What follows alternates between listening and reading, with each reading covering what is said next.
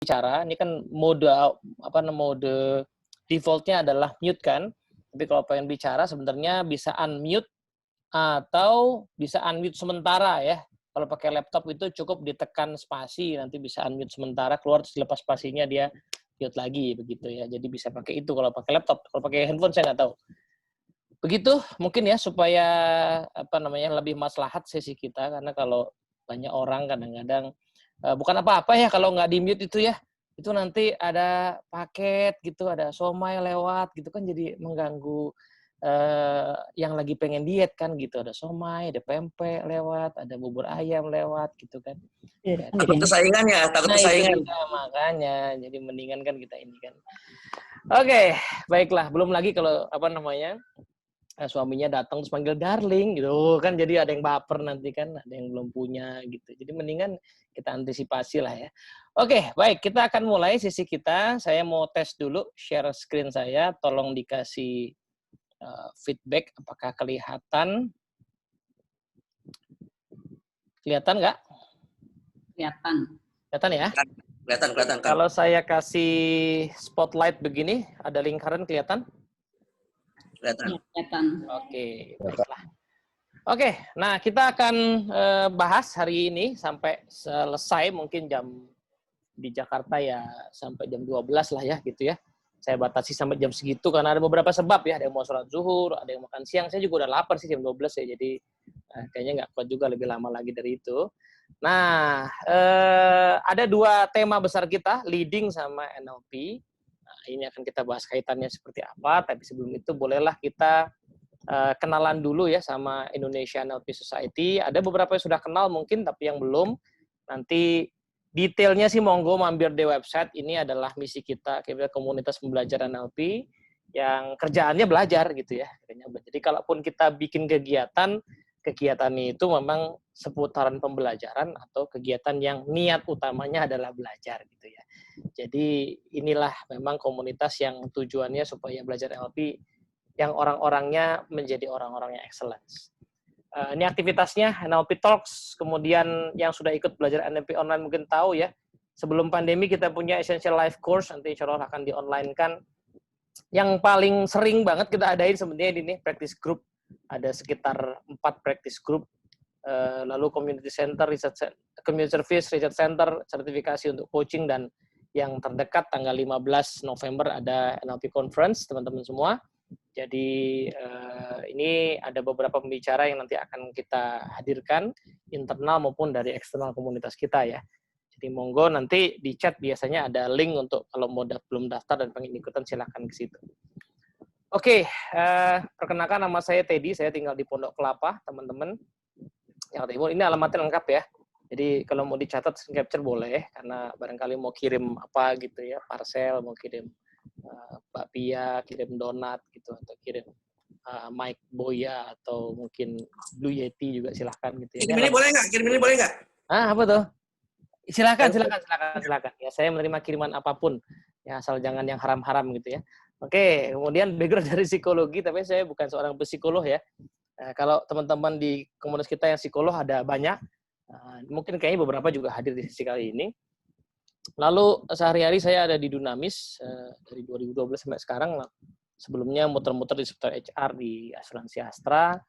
Lalu dulu mendirikan komunitas ini waktu zaman masih milis. Terus sekarang saya menjadi penasihatnya Mas Samsul sebagai chairman-nya. Ada anak 3. Jadi mohon dimaklumi kalau ntar ada suara-suara background-nya. Ini beberapa buku yang pernah kita tulis. Nah, ini ada buku NLP yang mungkin masih satu-satunya ya berbahasa Indonesia, ditulis orang-orang Indonesia, yang sayangnya tidak ada hard copy-nya, jadi silahkan mampir ke Playbooks atau Gramedia Digital. Lalu kalau pengen belajar NLP secara online lewat YouTube, ada channel ini, dan jangan lupa. Oke, sip.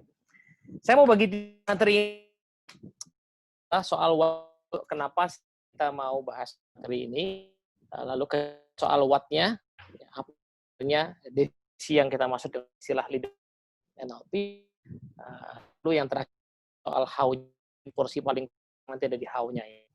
Nah, saya mau ajak masuk ke why-nya. Why-nya itu adalah ini yang tadi saya bilang bahwa kita akan survei. Surveinya silahkan masuk ke www.menti.com. Ini ada kodenya ya, nanti pas sudah masuk 7271283. Ya, yang bisa buka browser aja, masuk ke www.menti.com 7271283. Nah, ada 2 pertanyaan. Yang pertama adalah pertanyaan ini. Monggo dijawab dulu ya. Ya, ada 90 sekian orang. Sudah pernah belajar NLP apa belum? Nah, belum sama sekali, 0 gitu ya. Saya ikut ini juga dipaksa sama suami saya, Mas. Ya kan? Nah, itu bisa jadi kan gitu. Itu sudah sering kejadian ya. Dipaksa suaminya, ya. Atau didaftarin tiba-tiba sama istrinya gitu, bisa juga. Oke, oh tuh kan belum pernah sama sekali kan. Pernah lewat buku. Nah, baca-baca saya pernah ya. Buku itu termasuk lingkupnya artikel-artikel ya, baca artikel, buku pernah. Nah, dan ada yang sudah pernah ikut pelatihan ya. Pelatihan kalau belajar NLP online termasuk ikut pelatihan ya. Gitu. Karena ada proses berlatihnya di situ. Ya, tapi kalau nonton YouTube ya hitungannya masih lewat inilah, lewat buku lah. Buku YouTube di situ. Nah, kalau ada yang belum pernah sama sekali yang sebelah kiri ya. Oke, ini baru 34, kita masih tunggu, harusnya cukup banyak nih. Pak Bram jawabnya di sini ya Pak Bram ya, di Menti ya. Kodenya ada di atas tuh. Ini di sini di layar di atas kelihatan nggak? 7271283. Oke, udah 40 orang dari sekitar 100-an something. Kayaknya kalau menurut survei Pilkada, data stabil di angka sekitar 60% lah barangkali ya. Jadi kita mau lihat dulu nih jawabannya sekitar 60%. 42 nih ya. Tapi mungkin nggak semua jawab ya, karena tadi tuh ada yang masih masak Mas, ya kan. Lagi ngomong anak, ya, jadi nggak bisa jawab. Lagi nyetir tuh, Pak Habib lagi nyetir, ya kan. Tuh, kalau jawab-jawab nanti saya ketilang, ya kan. Oke, nggak apa-apa. Ya kita tunggu sampai sekitar 2/3 lah, mungkin sekitar 60-70-an orang. Oke, acceptable lah ya. Silakan, monggo. Yang belum jawab, nah, menti.com ya. Oh tuh, Bu Lani lagi nyetir. Oke, Pak Faisal. Jawabnya di Menti, Pak Faisal ya. Oke, silakan. 53, 60-an lah ya, 60-an lah. Kita tunggulah. 7 lagi deh. Soalnya ada pertanyaan kedua nih habis ini. Alhamdulillah. 4 lagi. Ayo 4 lagi. Yang belum jawab. 4 lagi. Oh, Mas Freddy lagi di jalan, ya kan? Ya nggak apa-apa.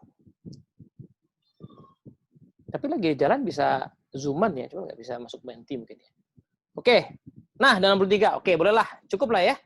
Oh, ini berarti sebagian besar itu sudah pernah ikut pelatihan. Nah, yang pernah lewat buku sebagian kecil ya, yang belum pernah juga ada sama sekali ya. Nah, maka ada pertanyaan kedua ya.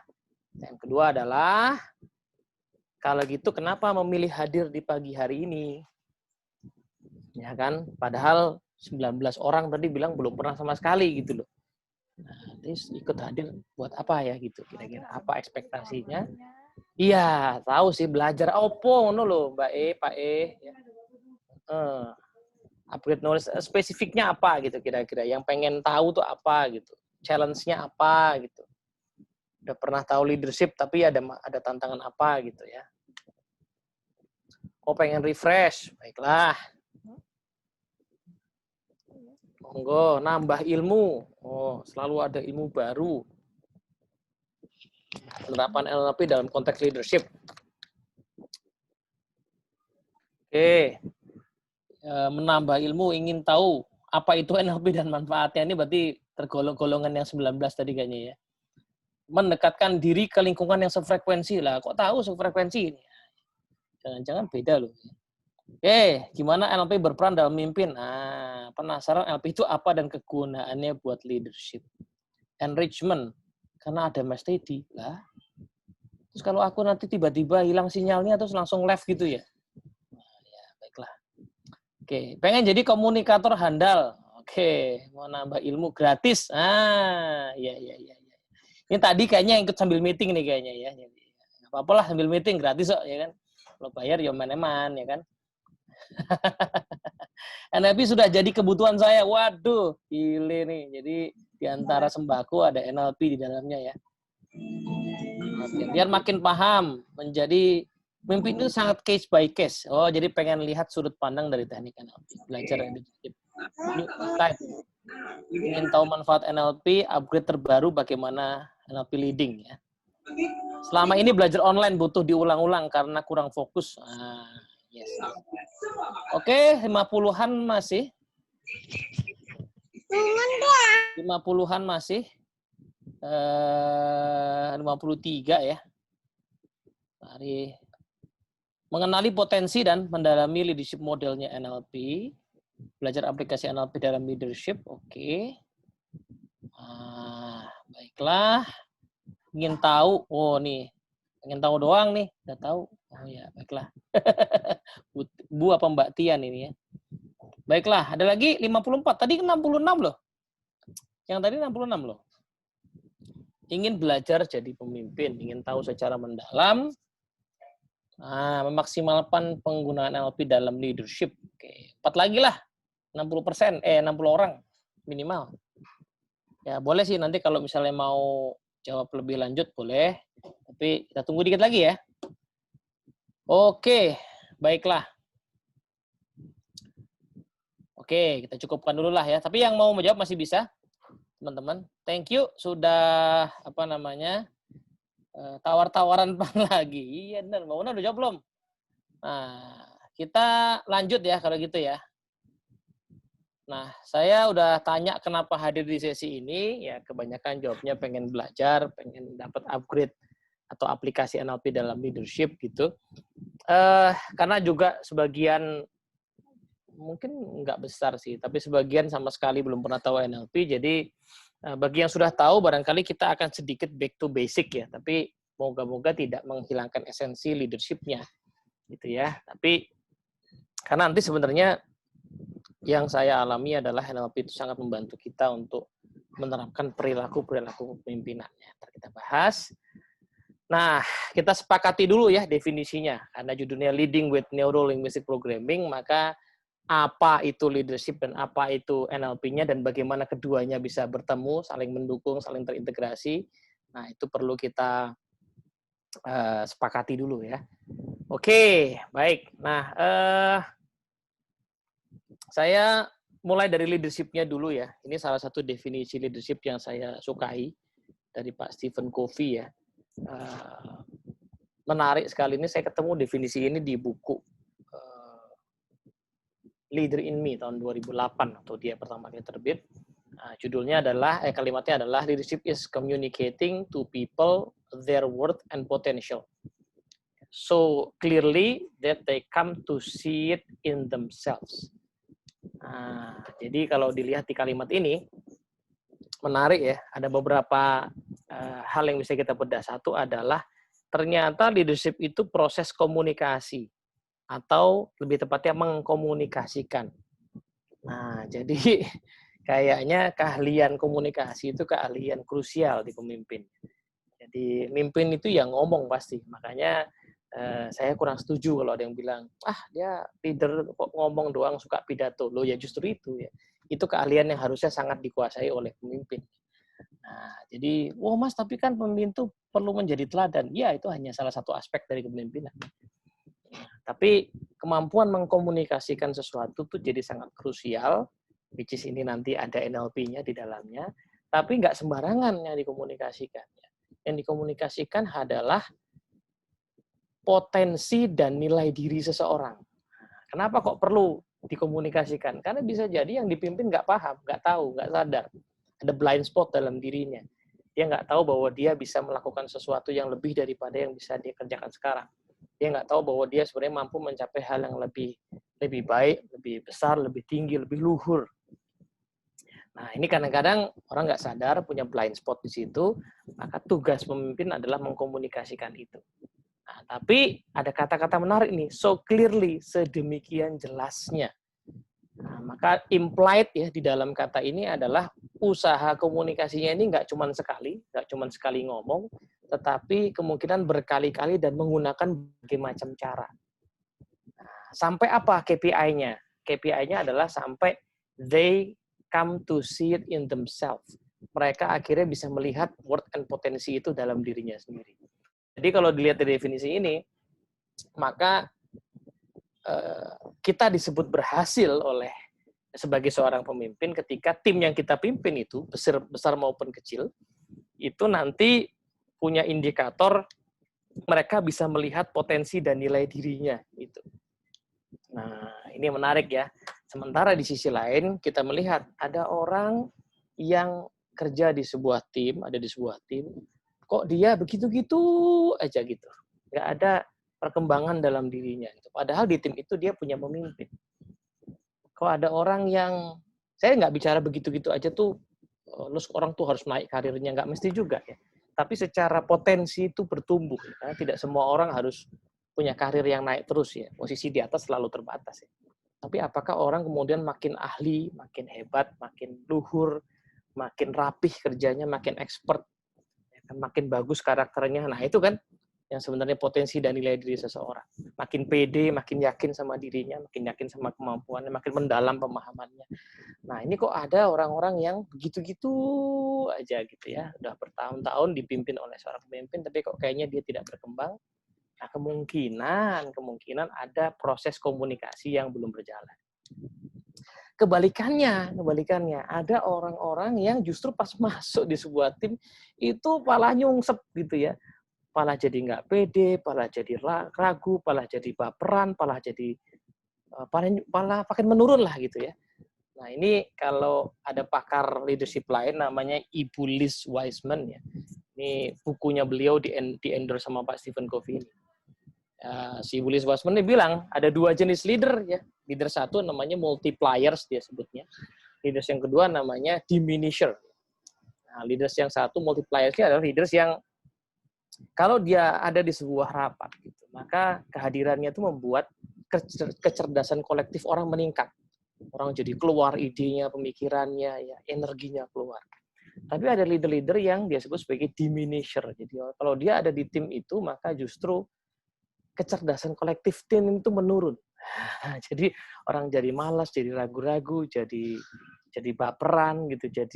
Nah ini ada apa nih dengan dua ini? Maka beliau meneliti lebih lanjut yang sangat align dengan kalimatnya Pak Stephen Covey ini. Ternyata leader yang multipliers adalah leader yang melakukan hal-hal yang membuat orang itu kemudian bisa berlipat-lipat potensinya. Nah, tapi saya penasaran dengan diminisher ini. Diminisher ini apa sih sebenarnya yang membuat mereka begitu?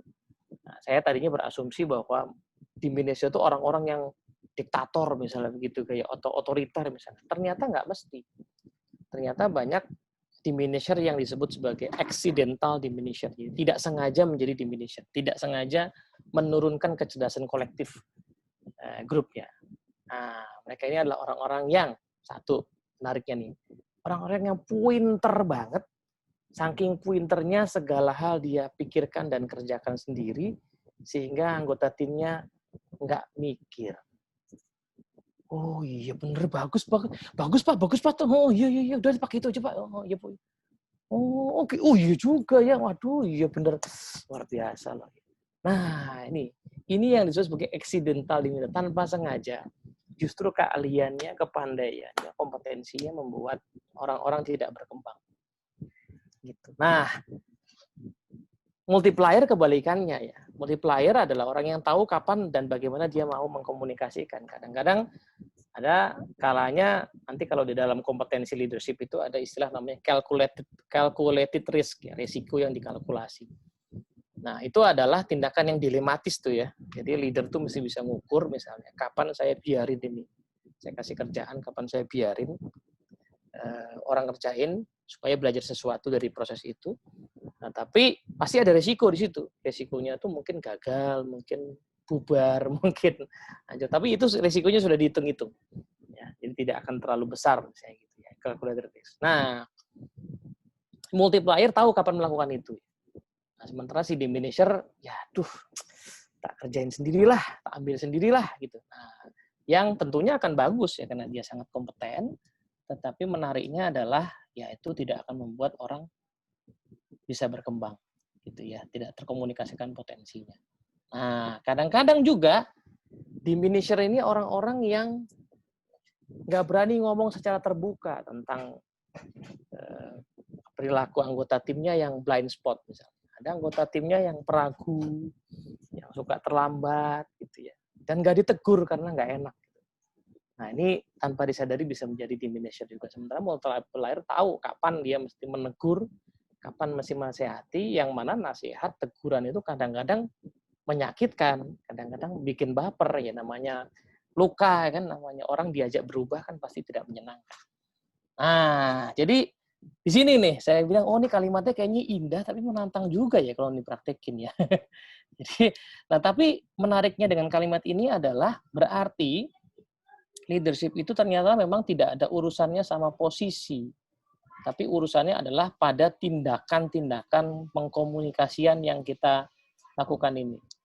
Di balik tindakan pengkomunikasian berarti ada di balik definisi ini sebenarnya ada definisi lain, ada kalimat lain. Supaya saya bisa mengkomunikasikan nilai diri dan potensi orang, berarti saya harus mengenali dulu. Ya kan? Harus mengenali dulu. Saya harus empati dulu. Saya harus memahami dulu kondisinya supaya saya bisa komunikasikan potensinya apa. Ya kan? Nah, ini kegiatan mengenali dan mengkomunikasikan ini nggak mesti dilakukan oleh orang, even dia punya posisi. Karena leadership is a choice, not a position. Ini definisi lain yang saya sukai gitu ya. Nah, ini definisi ini menjelaskan paradok orang yang punya posisinya prestir, kayak nggak perlu dalam tim, kecuali tanda tangan aja. Nah, tanda tangan dia ada pengaruhnya. Tapi di luar itu kok kayak nggak ada pengaruh. Ini kan orang ada nggak punya pengaruh. Kembalikan ya, kita ada orang yang di posisi tapi punya pengaruh. Pengaruhnya bahkan luar biasa. Gitu. Gitu banget. Ini, cek aja sekeliling kita pasti ada. Gimana menjelaskannya? Ya, definisi ini yang sangat lugas menjelaskan bahwa ya mau punya posisi, mau nggak punya posisi, yang paling penting adalah apakah kita melakukan pilihan-pilihan untuk bertindak sebagai pemimpin. Yang leadership behaviors itu dikerjakan apa enggak, itu yang menentukan pengaruhnya. Jadi kalau punya posisi, bagus, dijalankan pilihannya. Kalau nggak punya posisi pun juga nggak ada masalah ya. Selama tindakan dijalankan, kita bisa menjadi pemimpin. Nah, saya kok merasa latihan dua definisi ini paling challenging itu justru bukan di organisasi yang profit ya, perusahaan gitu. Atau non-profit, bukan di situ. Karena di situ kita punya authority, kita punya wewenang, punya tanda tangan approval ya, punya clearance gitu untuk melakukan sesuatu yang orang pasti manut ya. Saya punya SK misalnya. Kita ditolong oleh itu ya. Nah, tapi di organisasi yang justru organisasi sosial ya, RT, RW, pengajian, komunitas, apalagi zaman sekarang komunitas akhirnya virtual semua. Nah, leadership is a choice not a position ini makin menantang ya. karena justru ya kita hanya bisa menjadi leader kalau melakukan tindakan-tindakan. Nah, nanti kita akan bahas ya bagaimana sih maksudnya supaya tindakan itu berjalan atau tidak ya. Oke, itu leadership dulu ya. Sekarang NLP-nya. Tapi saya mau cek dulu nih ada komentar apa di chat. Diminisher kayaknya. Yang mana nih Mbak Ina? Oh, iya betul. Jawab yang Pak Syarul ya. Nah, sekarang NLP. NLP itu apa? Yang sudah tahu, mungkin tahu kepanjangannya ya. Neuro Linguistic Programming. Ya, kaitannya sama saraf pikiran, ini adalah ilmu tentang pikiran, tentang perasaan, tentang kejiwaan. Ya. Maka bilang ini ilmu praktisnya psikologi. Gitu ya. Jadi kalau psikologi itu sekarang udah jadi body of knowledge yang gede banget gitu ya. Mau psikologi mana, mau mazhab mana gede banget. Sehingga orang awam kayak kita ini makainya mungkin agak susah ya, karena sekian banyak pandangan. Nah, ada ilmu praktisnya yang kita bisa pakai sehari-hari di NLP ini. Nah, menariknya adalah ada kata linguistik. Nah, ini yang ada connect-nya tadi dengan definisi leadership soal komunikasi, ya kan? Karena komunikasi itu ternyata ada unsur verbal, non-verbalnya, yang di NLP dipelajari cukup detail, ya, bahkan pilihan kata, pilihan peletakan kata itu punya dampak yang luar biasa. Jeda antar kalimat punya dampak yang luar biasa, yang sayangnya tidak banyak pemimpin yang serius nggarap ini. Saya bisa ngomong begini karena saya lihat sendiri ya. Jadi isu gede ya di negara kita ini soal komunikasi kok, ya kan. Jangan anggap remeh komunikasi ya. Itu kan cuman ngomong doang. Ada risetnya ya. Kalau nggak percaya nanti cari bukunya Michael Lewis namanya Undoing Project. Itu dia membahas soal penelitian di behavioral economics ya. Ada satu faktanya bilang begini bahwa sebuah treatment operasi itu tingkat keberhasilannya 90%. Itu faktanya. Nah, tapi begitu dikomunikasikan dengan juasa yang berbeda, impact-nya lain. Kalau diomongin begini, ada risiko 10% yang operasi ini tidak selamat. Wah, itu nggak ada yang mau ya ambil operasi itu. Tapi kalau komunikasinya dibilang bahwa ada 90% yang berhasil menjalani operasi ini, tiba-tiba setidaknya 56% nambah itu yang mau, yang bersedia. Padahal angkanya itu sama aja. Tapi yang satu angle-nya 10%, yang satu angle-nya 90%. Nah, itu satu hal komunikasi. Yang lainnya, saya pernah tuh ngisi pelatihan di Jawa Tengah. Pelatihan itu 2 hari. Hari pertama dibuka, biasa kan ya, ada pembukaan. Yang buka kepala area. Posisinya cukup tinggi di kepala area. Singkat cerita, beliaunya datang terlambat ya, sehingga trainingnya itu terlambat 30 menit karena nungguin beliaunya. Lalu beliau ngasih sambutannya 20 menit ya, jadi hampir telat sejam trainingnya. And you know what, kalimat pertama yang diucapkan setelah salam adalah, oke, teman-teman semua, ini acara apa ya? Kubrak! Kepala area memilih kalimat pembukaan, ini acara apa ya? Nah, itu satu. Yang kedua, saya ngajar di Sumatera Utara. Yang buka juga kepala area. Kalimatnya begini, oke, Anda semua para cabang ikut pelatihan 2 hari ini, harap dijalani dengan sungguh-sungguh ya. Tapi bagaimanapun, bisnis must go on ya. Maksudnya opo ke kepala area ya, disuruh pelatihan tapi bisnis must go on gitu loh. Nah, maka 2 hari itu kawan-kawan setiap jam ada yang keluar masuk, terima telepon, nggak serius, balik makan siang telat. Kenapa? Kepala areanya bilang bisnis must go on. Jadi saya sangat yakin ya, kepala area itu tidak bermaksud mengatakan bahwa mari kita hambur-hamburkan uang perusahaan ya. Mari kita mubazirkan dana training ini, saya yakin nggak bermaksud begitu. Tapi kalimat yang dia pilih, tidak dia sadari bahwa itu berdampak kepada pikiran orang. Sarafnya, jiwanya. Gitu ya. Karena ada pemrograman ya, kalimat-kalimat itu kan kalimat yang tidak langsung ya. Tapi orang tuh terprogram untuk memahami maksud kalimat itu. Business must go on itu maksudnya adalah, kalau ada panggilan kerjaan, tetap kerjain loh ya. Nah, yang tadi, di Jawa Tengah tadi, kalimat itu maksudnya apa? Kalimat itu maksudnya adalah, ini kegiatan kayaknya nggak penting-penting amat dah, gue aja nggak ngerti kegiatan apaan, tuh. Ini yang kadang-kadang leader nggak pahami bahwa setiap katanya, setiap tindakannya itu, begitu dia punya posisi, dia ada di bawah spotlight sebenarnya gitu. Nah, dehemnya seorang pemimpin beda dengan dehemnya sesama staff gitu. Itu yang nggak bisa dipungkiri kan. Gitu. Apalagi makin tinggi itu batuknya itu bisa jadi kegalauan ya. Apalagi batuk di zaman sekarang ya. Presdir zaman sekarang batuk-batuk, langsung jadi masuk berita tuh. Ya, presdir ini indikasi COVID ya gitu kan. Nih. Oke. Itu kurang lebih ya teman-teman ya. Bagaimana NLP, bagaimana leadership, dan bagaimana keduanya bisa saling terkait. Nah, nanti habis ini realnya seperti apa sih Mas Teddy ya? Tentu saja sesi pendek ini tidak akan sampai kepada kita bisa praktekin, apalagi orangnya banyak, tapi paling tidak moga-moga kasih kita pengantar untuk belajar lebih jauh ya. Oke.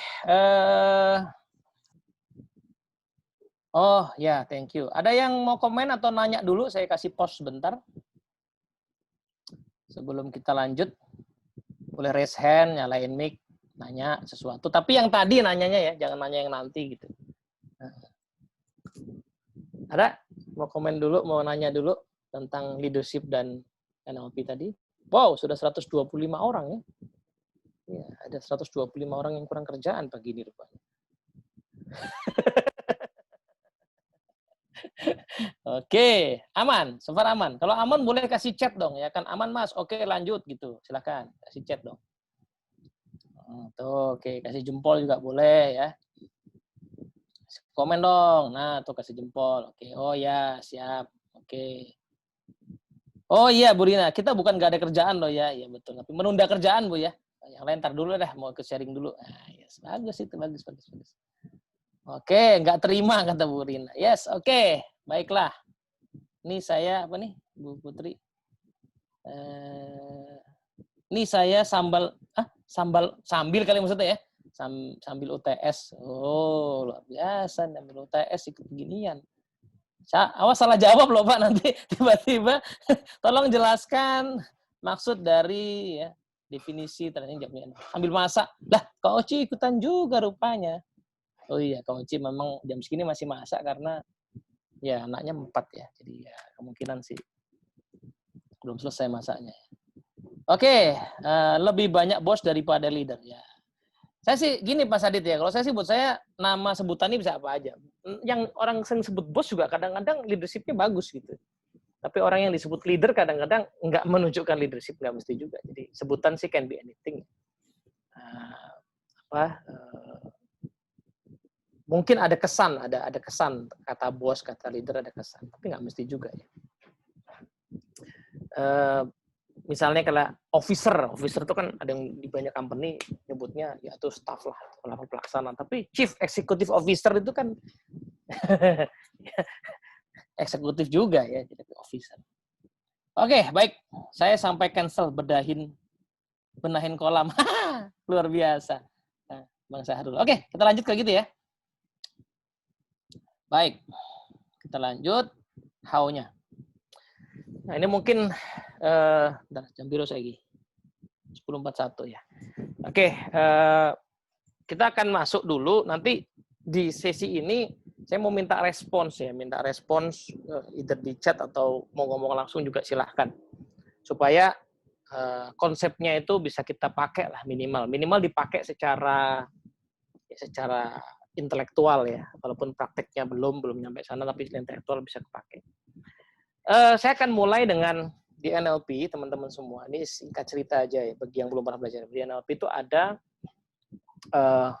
satu model yang menjadi dasar ya, dari seluruh teknik yang ada di NLP. Jadi kalau teman-teman belajar NLP itu belajar how to, belajar teknik, belajar model. Nah, yang teorinya ada di mana-mana. Teorinya ada di psikologi, ada di psikologi lebih spesifik, di leadership teori ada di mana-mana. Tapi bagaimana itu dipraktekkan itu yang menjadi fokus dari NLP. Nah, yang merangkum semuanya itu adalah model yang sering disebut sebagai human model of the world, atau nama lainnya adalah NLP communication model. Jadi kalau teman-teman ketemu dua istilah ini, yang dimaksud itu kurang lebih sama. Human model of the world atau nama lainnya NLP communication model. Nah, saya terangin dulu. Nanti tolong teman-teman kasih contoh yang saya minta ya di chat atau ngomong langsung juga bisa.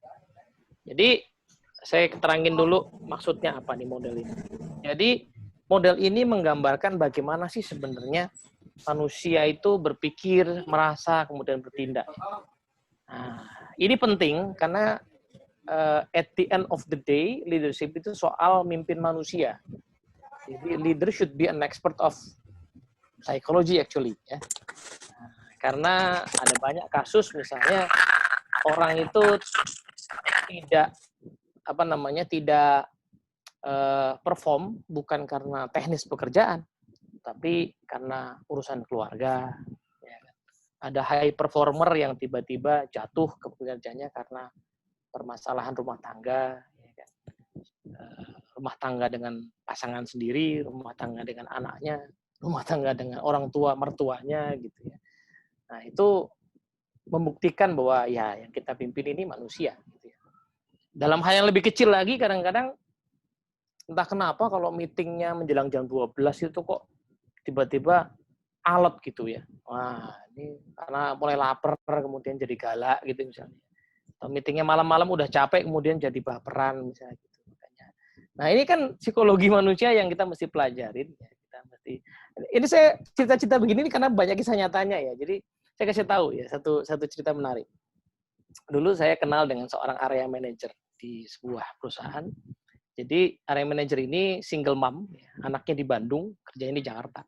Jadi tiap Jumat sore dia pulang ke Bandung nyetir sendiri. Nah, Senin subuh dia balik ke Jakarta. Wah, ini ibu yang strong, keren banget. Misalnya sih kerennya adalah ini ada ceritanya. Jadi beliau tuh jadi subuh ke Jakarta itu naik mobil sendiri lewat Cipularang ya. Cipularang. Itu sampai Jakarta sampai kantor itu udah ini sekalian dandan rapi. Gile, keren banget tuh, Mbak. Jadi sambil nyetir dia dandan, masang alis gitu ya. Saya ini sayangannya Kak Uci ini. Masang alis segala macam. Jadi sampai kantor tuh udah ready gitu. Nah, tapi kan bagaimanapun waktu saya kenal beliau tuh udah menjelang usia pensiun. Jadi basically udah agak senior ya, meskipun badannya masih kejaga. Nah, anak buahnya cerita satu hari bahwa kalau ada problem, jangan bawa problem itu di Senin pagi. Karena kemungkinan akan rame. Kenapa? Dia jam 5 pagi dari Bandung ke Jakarta, nyampe Jakarta jam 8 kurang, ya capek, pegel ya kan. Jadi kalau mau bawa problem, Senin sorenya pas Selasa pagi aja kita ceritain. Nah, dan mereka bilang ini udah terbukti Mas Edi, ini valid nih. Kalau kita bawa Senin pagi, kita kena omel, kita bawa Selasa pagi bisa nggak apa-apa tuh gitu. Nah, ini kan padahal masalah yang dibawa masalah yang sama gitu. Isu yang dibawa isu yang sama, tapi kondisi tubuh psikis seseorang mempengaruhi. Gitu. Jadi dosen saya dulu cerita ya kenapa di psikologi itu ada ilmu tentang psikologi faal yang memahami bagaimana tubuh kita mempengaruhi psikis kita. Dia bilang salah satu fungsinya adalah kalian yang mbak-mbak ini kalau udah tahu misalnya ya bahwa kalau lagi PMS itu saya stresan, saya nggak nyaman, saya baperan, ya dicek gitu. Pas nanti UTS itu saya pas PMS apa enggak.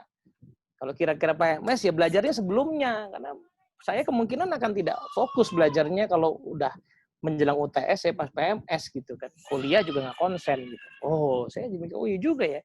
Jadi jadi leader sebenarnya tidak hanya bicara, nggak mungkin bicara full teknis pekerjaan. Kita harus bicara bagaimana jiwa orang bekerja. Nah, karena begini cara kerjanya. Nih. Jadi di kehidupan kita tuh ada kejadian. Kejadian itu adalah hal yang terjadi di sekeliling kita. Teman-teman melihat laptop saat ini atau handphone. Nah, yang teman-teman lihat itu kejadian. Atau dalam bahasa Inggrisnya external event. Kejadian. Nah, pada saat kejadian kita alami itu ya kalau kayak laptop ini berarti kita lihat ada di depan mata kita ya. Itu menariknya, masuk ke dalam pikiran kita, tetapi tidak plek-plekan. Dia melewati proses filtering. Ya. Nah, sebagian dihapus, di-delete, sebagian digeneralisasi, sebagian didistorsikan. Contoh, di delete itu ya ada detail-detail yang tidak kita amati lah. Ya kan? Teman-teman misalnya melihat saya, wajah saya, ya, tapi tidak peduli pada, ini di baju saya kira-kira tulisan apa gambar sih, you don't care. Ya kan? Itu karena di-delete. Yang penting kan lagi merhatiin orangnya sama kalimatnya. Di belakang saya ada buku judulnya apa itu mungkin teman-teman delete ya. Tapi ada sebagian yang iseng-iseng gitu. Nanti di screen capture terus digedein apa gitu kalau pengen tahu kan bisa. Tapi umumnya yang kayak gitu-gitu kita delete sebagian. Nah, sebagian lagi kita generalisasi gitu ya. Kita samaratakan. Generalisasi ini memungkinkan kita untuk tidak bingung setiap kali melakukan sesuatu ya. Kita udah biasa pakai Zoom nggak bingung ya kan. Tadi kayaknya sih di grup WA teman-teman tidak ada yang kebingungan. Zoom downloadnya di mana ya Mbak? Mohon saya diinfo ya kan.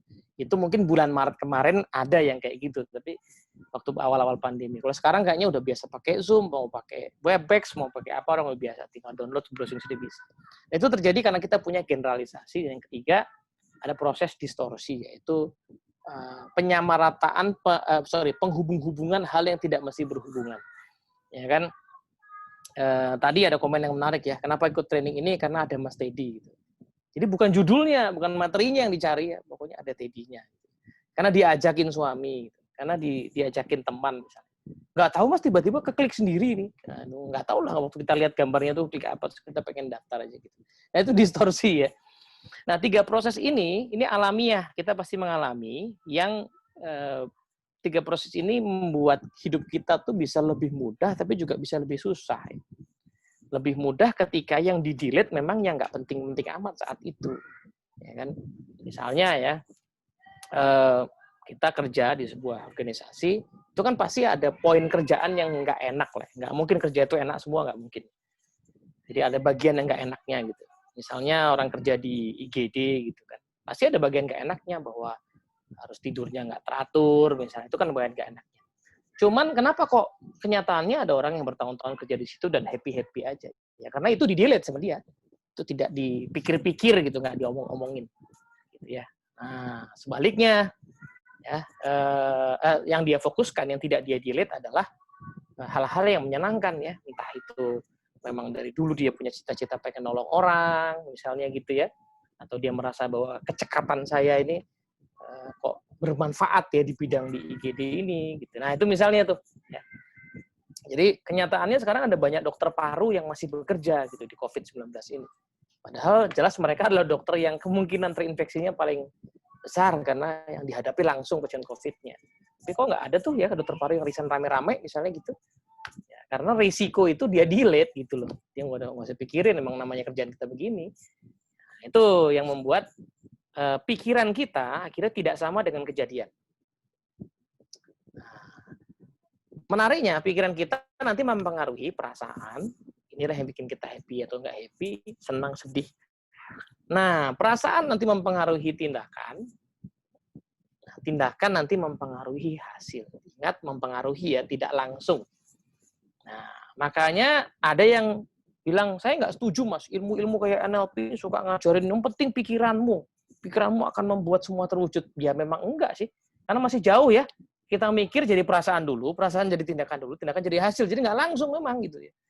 Jadi kalau saya mikir, saya pengen dapat Ferrari gitu. Saya pakai ilmunya The Secret, kok nggak datang-datang Ferrarinya. Ya karena masih panjang perjalanannya ya, saling mempengaruhinya gitu. Ya kan?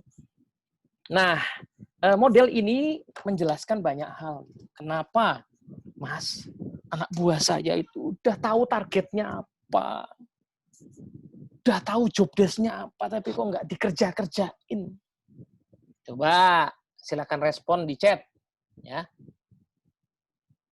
Dia ngerjain job desk-nya itu adanya di kotak yang mana? Pikiran, perasaan, tindakan, hasil. Yang mana? Dia ngerjain job desk-nya. Ngerjain, Mbak Ina, ngerjain. Ngerjain di mana? Tindakan, betul sekali. Yes, mantap. Tindakan kan? Nah, berarti kalau ada orang nggak ngerjain tindakan, terus kita cek. Berarti harus kita cek apanya? Perasaannya kan? Nah, coba. Apa kira-kira perasaan yang dirasakan seseorang terhadap sebuah pekerjaan sehingga dia nggak ngerjain hal itu? Apa misalnya? Coba, bosen, males, jenuh. Nah, good, nggak ridho. Wih, luar biasa. Naiklah, ragu-ragu. Nah, capek. Nah, itu betul sekali. Ya kan? Jadi selama dia masih ragu-ragu, jenuh, ya, lelah, ya memang nggak akan dikerjain. Nah, kita cek lagi. Kalau misalnya anggaplah satu. Kita ambil satu, yang contoh di chat ini, ambil satu misalnya bingung. Perasaannya bingung. Oh, sorry, jangan bingung lah. Jengkel. Jadi jengkel sama bosnya, jadi dia nggak kerja-kerjain. Perasaan jengkel. Kira-kira apa pikiran pemicunya?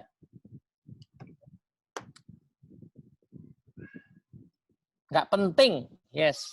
Kalau nggak penting itu, nah kita ambil dulu ya Pak Hadi ya. Kalau nggak penting itu, berarti di sini ada proses apa nih? nggak penting. Kerjaan itu dianggap tidak penting, berarti kerjaan itu dalam pikiran apa? Di-delete, betul Bu Desi. Bosnya udah ngomong, dicuekin. Dicuekin itu basically kan di-delete. Ya kan? Dia dengar, tapi dia buang, dihapus dalam pikirannya. Gitu. Ya, jadi menarik sekali ya. Nah, nanti ini belum bagian serunya, belum, ini baru bagian dasarnya. Jadi, ya, atau generalisasi. Tadi kalau nggak salah ada yang tidak suka dengan atasannya, kata Bu Rini Nugraha ini. Kalau tidak suka dengan atasannya, berarti kira-kira terjadi proses yang mana tuh? Saya nggak suka sama bos saya. Kita nggak suka, berarti yang kita pikir apanya? Bisa delesi, bisa diterusi. Yes, betul sekali. Kita nggak suka tuh berarti yang kita pikir-pikirin adalah kekurangannya. Betul nggak? Kelebihannya kita delete. Bisa. Kita nggak suka karena generalisasi mungkin aja. Misalnya apa? Ini. Tadi dulu lah, tunggu dulu. Nih bos saya nih suka-suka tuh nyuruh, habis itu nggak dipakai tuh loh. Tunggu 3 kali dia nyuruh tuh berarti penting baru tak kerjain. Nah, itu namanya generalisasi. Ya kan? Nah, bisa juga generalisasi. Jadi banyak possibility orang tidak melakukan sesuatu. Bukan hanya karena dia malas atau dia tidak malas saja. Ada banyak possibility. Nah, ini dia. Jadi, makanya suka nggak suka, as a leader kita mesti paham psikologi sederhana ini. Oh, kalau saya mau dia menjalankan tindakannya, maka saya harus bisa mempengaruhi perasaannya. Betul? Kenapa kok zaman sekarang muncul tuh bahasan-bahasan soal how to increase employee engagement, how to increase employee happiness, how to have a meaningful working life. Kenapa kok muncul itu? Ya karena suka nggak suka perasaan mempengaruhi tindakan. Ya kan? Tapi zaman dulu Mas, zaman bapak saya ceritanya itu orang tuh bisa loh kerja karena terpaksa. Nah iya betul, karena kan apa tadi perasaannya terpaksa. Karena di zaman itu pilihan pekerjaan tidak banyak, nggak ada freelance di zaman bapak saya. Seingat saya nggak ada orang kerja freelance. Cuman sekarang anak-anak milenial ini freelance aja gitu bos, nyantai. Beli asuransi sendiri, ya kan? Ya, kadang-kadang dapat banyak, kadang dapat dikit. Saya tinggal ikut financial planning, habis itu saya tahu cara ngatur uang. Ya, pas lagi dapat gede saya atur, ya. Toh yang karyawan juga predictable, angkanya segitu-gitu aja. Nah itu ada banyak pilihan, jadi perasaannya tidak bisa sama dengan orang zaman dulu misalnya. Itu misalnya. Ada lagi yang pandangan lebih mendalam gitu. Ya ngapain kerja kalau terpaksa, pulang marah-marah, stres, keluarga nggak bahagia.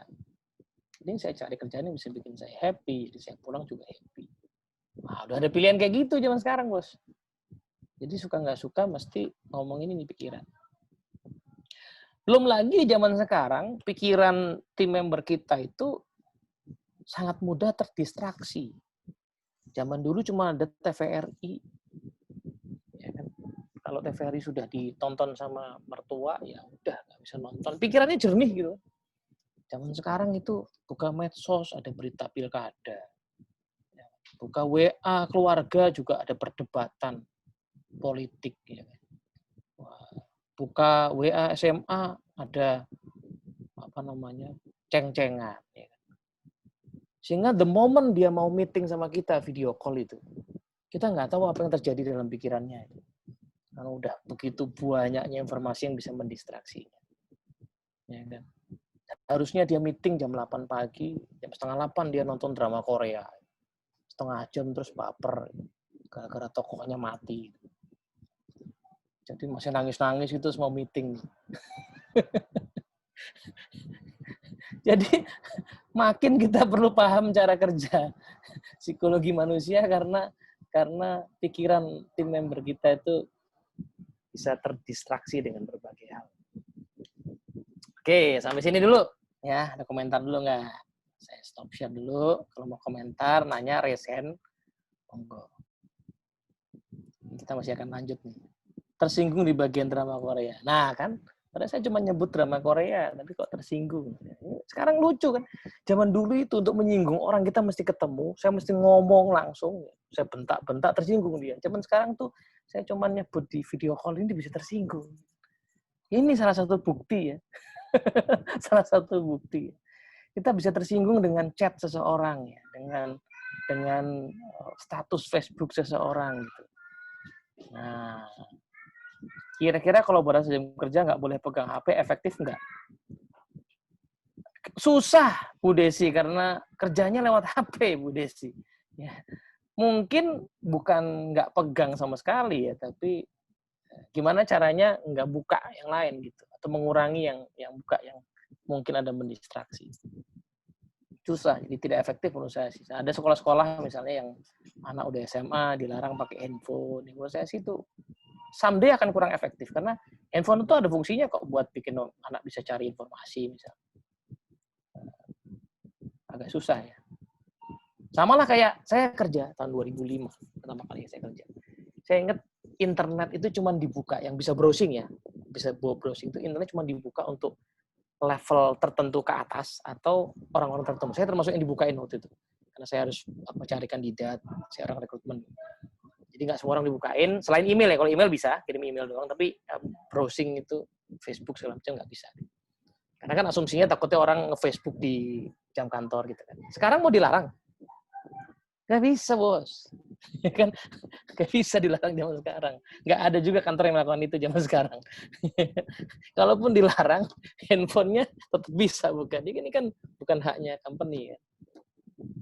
Gitu. Jadi, nah itu. Jadi yang perlu dilakukan nanti ya apa yang bisa untuk meminimalisir distraksinya tadi. Kayak belum ada komentar lagi nih. Bisakah ditukar perasaan dulu baru pikiran? Mungkin ya sebenarnya panahnya Mas Adit ya, Pak Adit. Panahnya itu tidak pikiran ke perasaan, tapi dia memang bisa bolak-balik. Betul. Jadi kalau perasaan kita lagi galau ya pikiran kita nggak jernih gitu ya, nggak bisa ambil keputusan itu bisa juga. Betul. Jadi sebenarnya panahnya bolak-balik sih itu. Ini kan supaya gampang aja ya. Kalau saya jelasin versi gambar aslinya itu 2 jam cuma jelasin itu doang gitu. Jadi saya bikin versi gampangnya. Karakter watak termasuk bagian mana? Nah, Mbak Ina boleh sharing sedikit nggak? Karakter itu apa, Mbak Ina? Ngerjain tugas nih Coach, ceritanya lagi bahas karakter. Terus? Kalau dari KBBI sih, Kamus Besar Bahasa Indonesia itu karakter itu ada watak, ada tabiat gitu. Ayo, apa itu? Apa ya? Soalnya kalau dilihat-lihat sama yang lain tuh beda tipis sama value, terus mix up sama NLL, bingung ya? Bingung kan? Ya.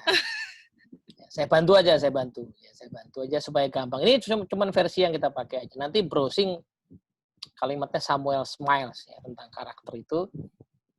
Nyambungnya di sini. Jadi kalau kita pakai kalimat itu, maka karakter itu adalah kumpulan habits. Misalnya ya, orang disebut sebagai dia tuh ramah ya. Itu pasti ada kumpulan habits yang terasosiasi dengan keramahan. Dia hobi senyum, dia hobi menyapa orang duluan, dia hobi menolong orang, dia menggunakan kata-kata yang baik. Nah, semuanya itu habit kan, habit bicara, habit senyum, segala macam. Nah, kolektifnya itu menjadi karakter. Berarti kalau ditarik mundur kan berarti habits itu datangnya dari mana, kan gitu kan? Ya, datangnya realnya dari tindakan, ya kan? Tindakan yang dilakukan sudah tanpa sadar namanya habits. Habits yang dikumpul-kumpulkan akhirnya jadi karakter, kan gitu kan? Nah, nih, jadi kalau sudah ketemu kata tindakan, ya baliknya akhirnya ke sini. Gitu. Gambar yang tadi. Ini dia. Cuman tindakan ini dilatih sampai titik dia menjadi habits, lalu dikombinasikan dengan habit-habit lain, nah jadilah karakter. Jadi mulainya dari mana kalau mau ubah? Ya tetap dari sini akhirnya, dari pikiran. Tapi satu-satu gitu ubahnya. Saya pengen dong jadi orang yang lebih pemberani. Nah, pemberani itu kumpulan habitnya apa aja? Berani bicara, berani bertindak, berani melawan kalau ada kejahatan, berani. Itu kan habit-habit itu. Nah, dimulainya kan satu-satu ya kan. Berani melawan kejahatan berarti saya mulai dengan latihan bela diri, ya kan?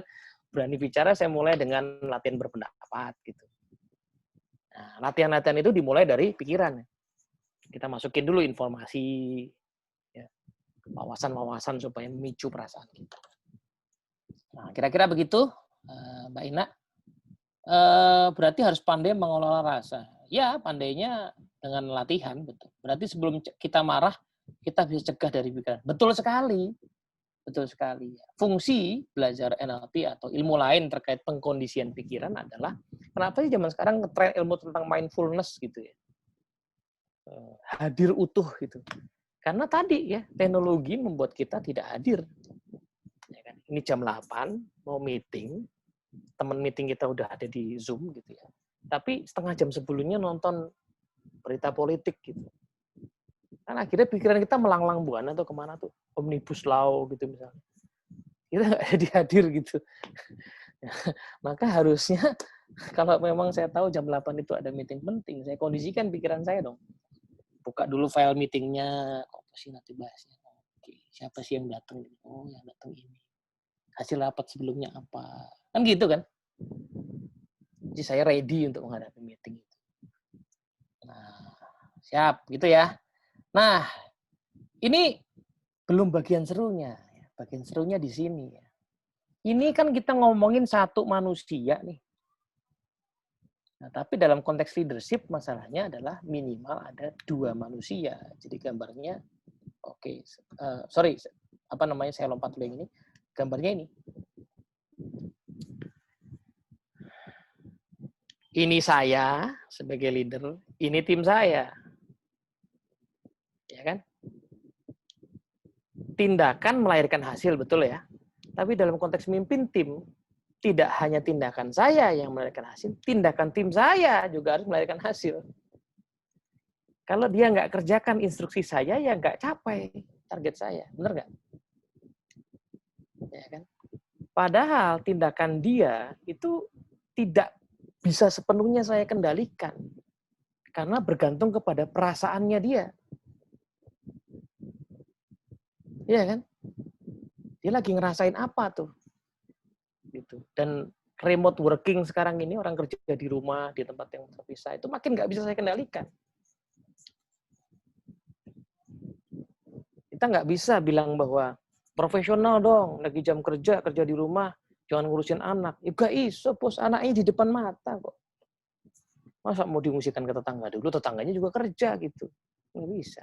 Kalau di kantor bisa. Di kantor kan dilokalisir gitu kan, anaknya di rumah atau di sekolah, dia di kantor. Di rumah ya nggak bisa. Ya kan? Nah, perasaan dia tergantung kepada pikirannya, betul nggak?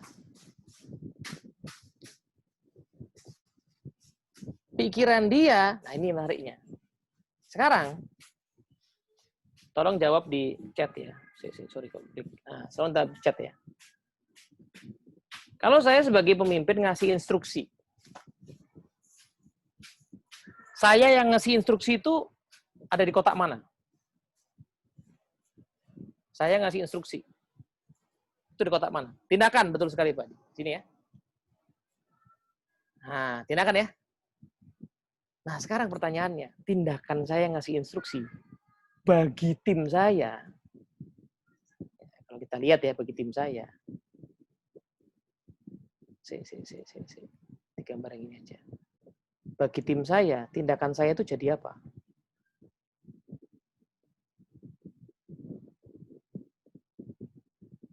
Jadi apa kalau di gambar ini? Saya yang ngasih instruksi bagi tim saya, di mana? Jadi kejadian. Yes banget. Nah, maka sekarang kita lihat gambar ini ya. Berarti kalau saya ngomong, ya, tim, fokus kita geser ya. Kemarin kita mau garap market yang kakap-kakap gitu. Mereka semua lagi pada tiarap, kita ganti main retail aja ya. Kita ngomong begitu tuh. Maka kita jadi kejadian ya. Kita jadi kejadian kan? Nah, kejadian sama tim diapain tadi? Di filter. Yang kita nggak tahu filternya. Maka tiba-tiba mereka bisa aja mikir, waduh, gajian nggak bulan depan ini? Kok sampai jualan retail? Waduh. Kita ngomong gitu doang tuh. Persepsi dia bisa macam-macam. Wajar karena apa ada ini? Nah, apalagi sebelum kita ngomong gitu, dia buka medsos, ada berita PHK. 5.000 karyawan di Karawang. Waduh. Wah, begitu dia mikir begitu, wah, lalu perasaannya mulai berkecamuk ya kan? Wah, dia mulai buka LinkedIn gitu, mulai update CV, siap-siap. Mulai buka Tokopedia, jualan jilbab, jualan apa tuh namanya? Apa namanya? Kan buat cewek tuh yang pakai jilbab tangan apa namanya? Manset. Manset. Ya kan. Nah, gara-gara dia jualan manset itu nggak konsen buat ngerjain instruksi kita. Kelihatannya nggak perform gitu dia. Hasilnya nggak kelihatan. Nah, kenapa? Karena kita belum memperhitungkan dampak dari tindakan omongan kita tadi kepada perasaannya. Kita ngomong aja sama dia di filter. Nah, kompleksitasnya di sini tuh. Belum lagi ngomongnya sambil begini pakai nada nih. Ya teman-teman, kita harus pindah fokus ya di retail sekarang karena plan besar kita pada tiarap. Ya maunya manajemen gini sih. Saya juga nggak tahu ya. Nah, tuh nadanya begitu lah gitu.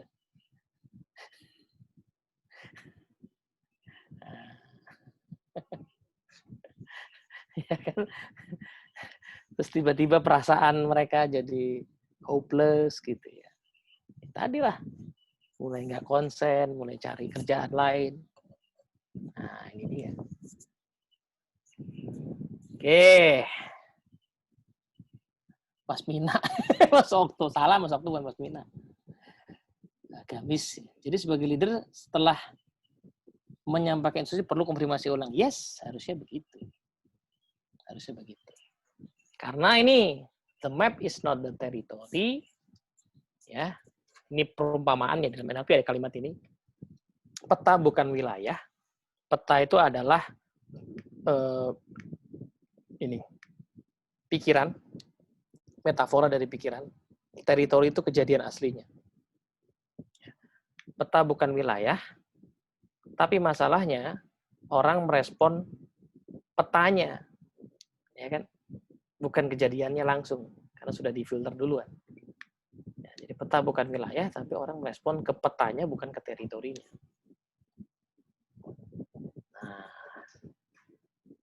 maka dari itu nanti ya aktivitas kita sebagai pemimpin adalah ini yang harus kita ingat ya, we cannot not communicate. Setiap nada, setiap kata yang kita pilih, setiap omongan yang kita omongin itu mengkomunikasikan sesuatu. Kok bos ngomongnya lesu? Kok bos ngomongnya berapi-api sekali? Kok ngomongnya flat doang? Dia ngapresiasi saya apa bukan? Kok ngomongnya cuman, oke, kerjaan kamu bagus. Ya, oke, good. Kok nadanya gitu doang? Nah, we cannot not communicate. Setiap hal yang kita lakukan itu akan jadi komunikasi. Belum lagi di zaman sekarang. WA itu yang serba salah. Itu. Ada emoticon, tetapi kan nggak semua orang memungkinkan pakai emoticon. Sehingga ada orang jawabnya cuma pakai satu kalimat. Terus dimaknai apa? Jawabnya pendek-pendek gitu ya, kayak nggak semangat ya sama ideku.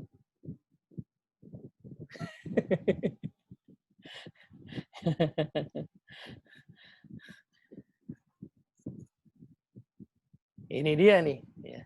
Jadi bahkan yang lebih menariknya lagi adalah seseorang tidak melakukan sesuatu itu bisa dimaknai macam-macam di zaman sekarang. Saya udah ngomong loh, nggak direspon. Ini kan lucu ya. Nggak direspon berarti orangnya tidak melakukan sesuatu. Tapi tidak melakukan sesuatu tuh kok bikin mempengaruhi perasaan kita gitu kan, lucu ya. Padahal dia tidak melakukan sesuatu. Lah emang kamu ngomongnya di mana? Di grup WA. Grup WA ada 200 pesan karena saut-sautan gitu. Pesanmu ada di tadi pagi gitu, dia bukanya baru siang. Terus kita bilang tidak direspon gitu. Nah, kan. Nah, mana kita tahu ya apa yang terjadi pada pikiran orang. Saya kasih gambaran soal grup WA zaman sekarang. Saya kerja di kantor itu, grup WA itu jumlahnya udah nggak karu-karuan. Jumlahnya per klien, per project, dan setiap project ada 2 grup WA. Yang ada kliennya dan yang tidak ada kliennya. Jadi kalau ada satu klien, di klien itu kita punya 5 project, berarti minimal ada 5 grup WA. Nah, tapi dikali 2, ya. Yang satu ada kliennya atau nggak ada. Berarti satu klien itu punya 10 grup WA. Saya handle satu klien ada 10 grup WA karena 5 project itu dikali 15 klien. Nah, berarti 10 dikali 15, 150 grup WA. Jangan tanya ini ada grup WA banyak di sini gitu ya. Jadi habit saya begitu di invite ke grup WA langsung tak mute gitu. Kalau enggak chaos men. Chaos men. Jadi kalau enggak sempat kerja. Ya kan?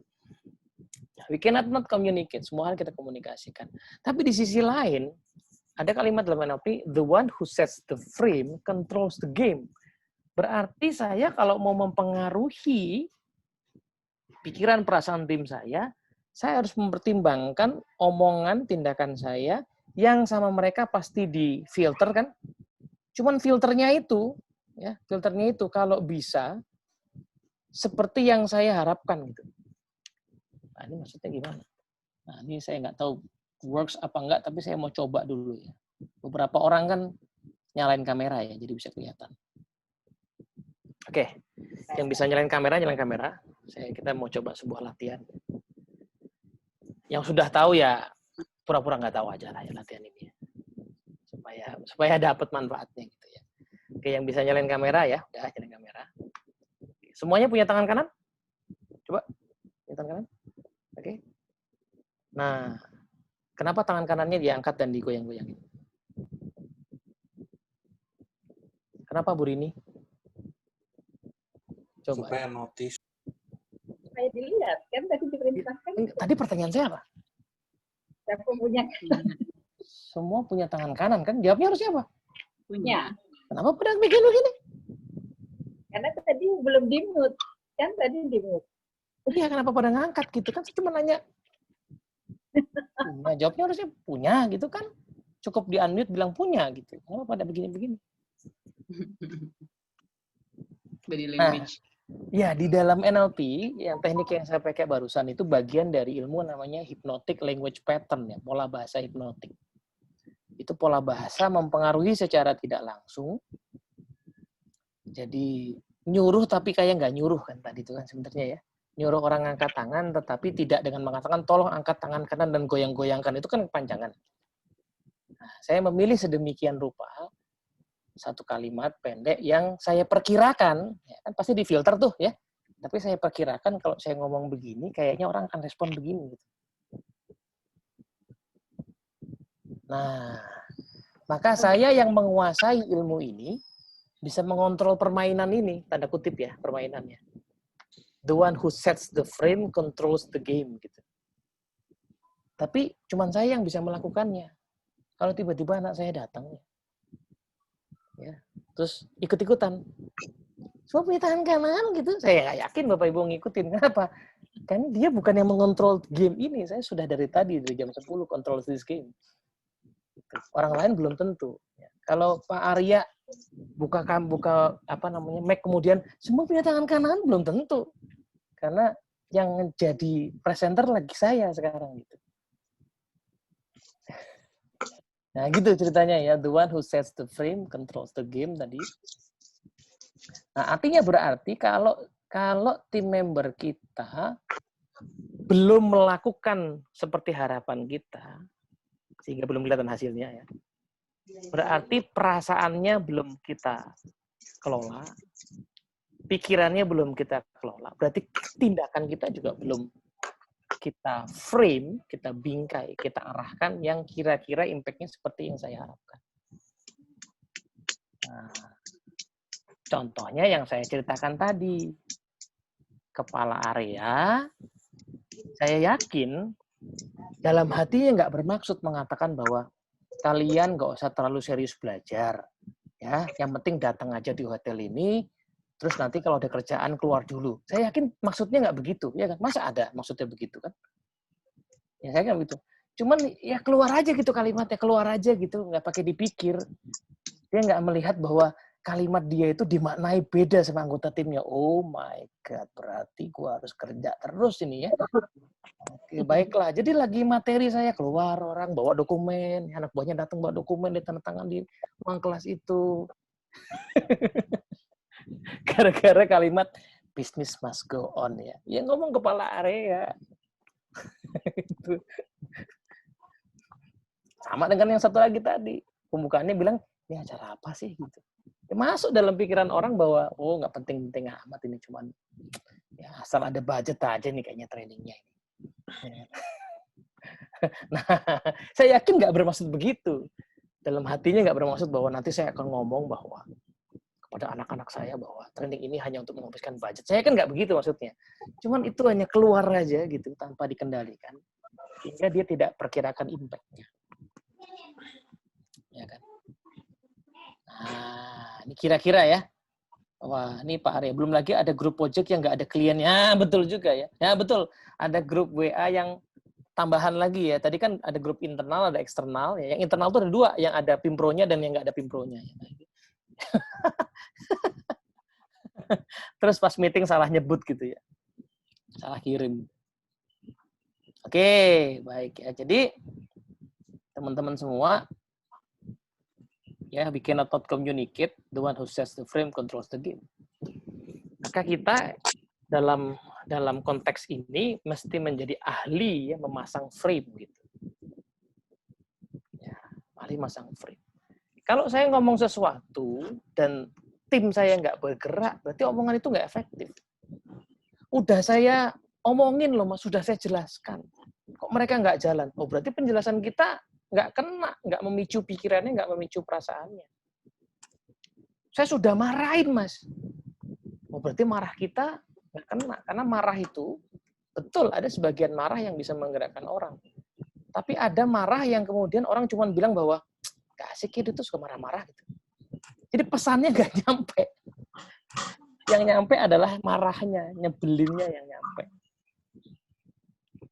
Yang nyampe adalah marahnya. Kan mubazir tuh. Sudah ngeluarin energi buat marah, nggak nyampe. Marahnya. Nah, saya udah sindir-sindir, Mas. Itu. Nggak bergerak juga. Ya berarti sindirannya nggak nyampe. Nah, ada kalimat lain di dalam NLP. Kalau satu cara nggak works, pakai cara yang lain. Karena cara itu berarti tidak efektif. Gitu.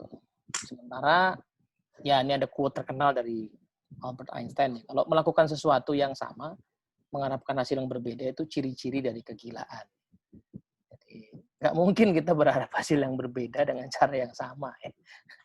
Nah, di sini, maka yang mesti dievaluasi lebih dulu berarti perilaku siapa nih, kawan-kawan? Kalau tim nggak bergerak. Perilaku siapa? Pimpinannya. Yes, kita dulu. Saya ngomong apa ya? Gimana cara saya bicara ya?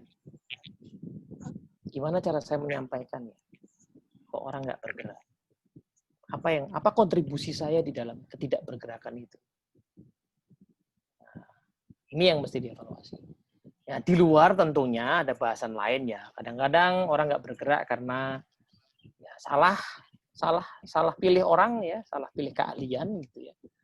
Dia keahliannya apa, kita taruh di posisi apa, dia belum punya keahlian, belum ada yang ngajarin, itu faktor-faktor lain. Tapi di luar faktor itu sebenarnya yang perlu kita lihat adalah ke dalam.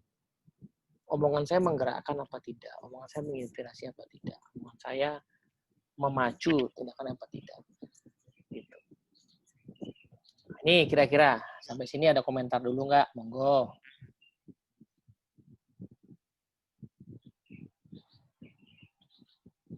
Boleh raise hand atau pakai chat juga silahkan ya. Seseorang tetap akan mengkomunikasikan kejujurannya dalam kalimat tidak langsung. Betul sekali ya. Ya tadi tuh para leader yang bicara tadi yang saya contohkan itu ya tanpa sadar memang mengkomunikasi ini training nggak penting, pekerjaan lebih penting, ya kan? Pertanyaannya apakah betul tidak penting? Itu kan aneh. Jangan-jangan kita yang belum bisa melihat kepentingannya. Oke, komentar silakan, monggo. Berapa ini? Udah 11:30 ya. Kurang dikit. Materinya dikit lagi sih. Masih ada? Kenapa hening begini? Kan bisa unmute loh. Biar ahli nge-frame piye Coach Yo sinau. Ya. Belajar pola-pola bahasa linguistik di dalam NLP ada banyak pola-pola bahasanya. Kemudian belajar cara mengkomunikasikannya, mengucapkannya, nada, gerakan tangan gitu ya. Tapi yang paling penting adalah belajar mengelola diri supaya saya itu menjadi pembawa pesan yang selaras, yang kongruen. Itu yang paling penting. Kan tadi sempat kita singgung bahwa kadang-kadang bukan pesannya tapi nadanya.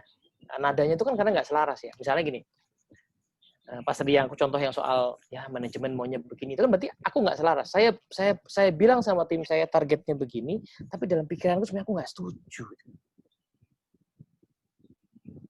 Nah, pada saat itu nggak selaras ya keluarnya jadi nggak align. Maka ada satu tips menarik ya, saya baca di buku judulnya Everyone Deserve a Great Manager. Kan kalau kita manajer tengah itu otomatis keputusan gede kan di atas kan, kita nggak bisa cawe-cawe kan. Tapi gimana kalau kita nggak setuju? Ya kalau Anda nggak setuju dan masih pengen jadi bagian dari organisasi itu, ya klarifikasi ke atas. Bos, kok aku nggak paham ya kenapa ada keputusan ini, ya boleh nggak dijelaskan? Klarifikasi, buat diri Anda ngerti dulu sebelum ngomong. Karena pada saat kita ngomong terus bilang, ya teman-teman ya, target kita ganti karena dewa-dewa di kayangan sana mengatakan demikian, ya jadi ya karena saya hanya rakyat jelata gitu. Jadi ya kita ikutan aja lah ya maunya apa. Nah, ngomong begini ya terus mengharap gitu timnya terinspirasi gitu. Ya kan? Nah, itu baru urusan pekerjaan ya, belum urusan pribadi kita as a leader. Saya sedang galau dengan kondisi keluarga, saya sedang galau dengan kondisi anak orang tua saya. Itu kalau nggak diatasi dulu, tiba-tiba kita ketus saja sama anggota tim kita. Padahal ketusnya belum tentu karena pekerjaan, tapi karena kondisi pikiran kita. Makanya Daniel Goleman tuh benar sekali pada saat dia bicara soal leadership di bukunya Primal Leadership ya. Sebelum kita bisa memanage relasi, relationship management as a leader, kita perlu memanage diri kita dulu.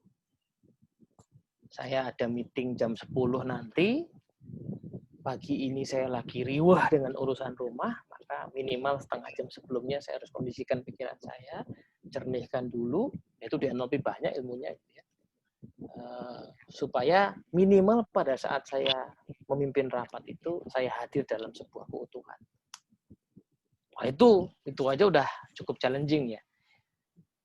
Nah, karena gini. Nah, ya. Karena gini.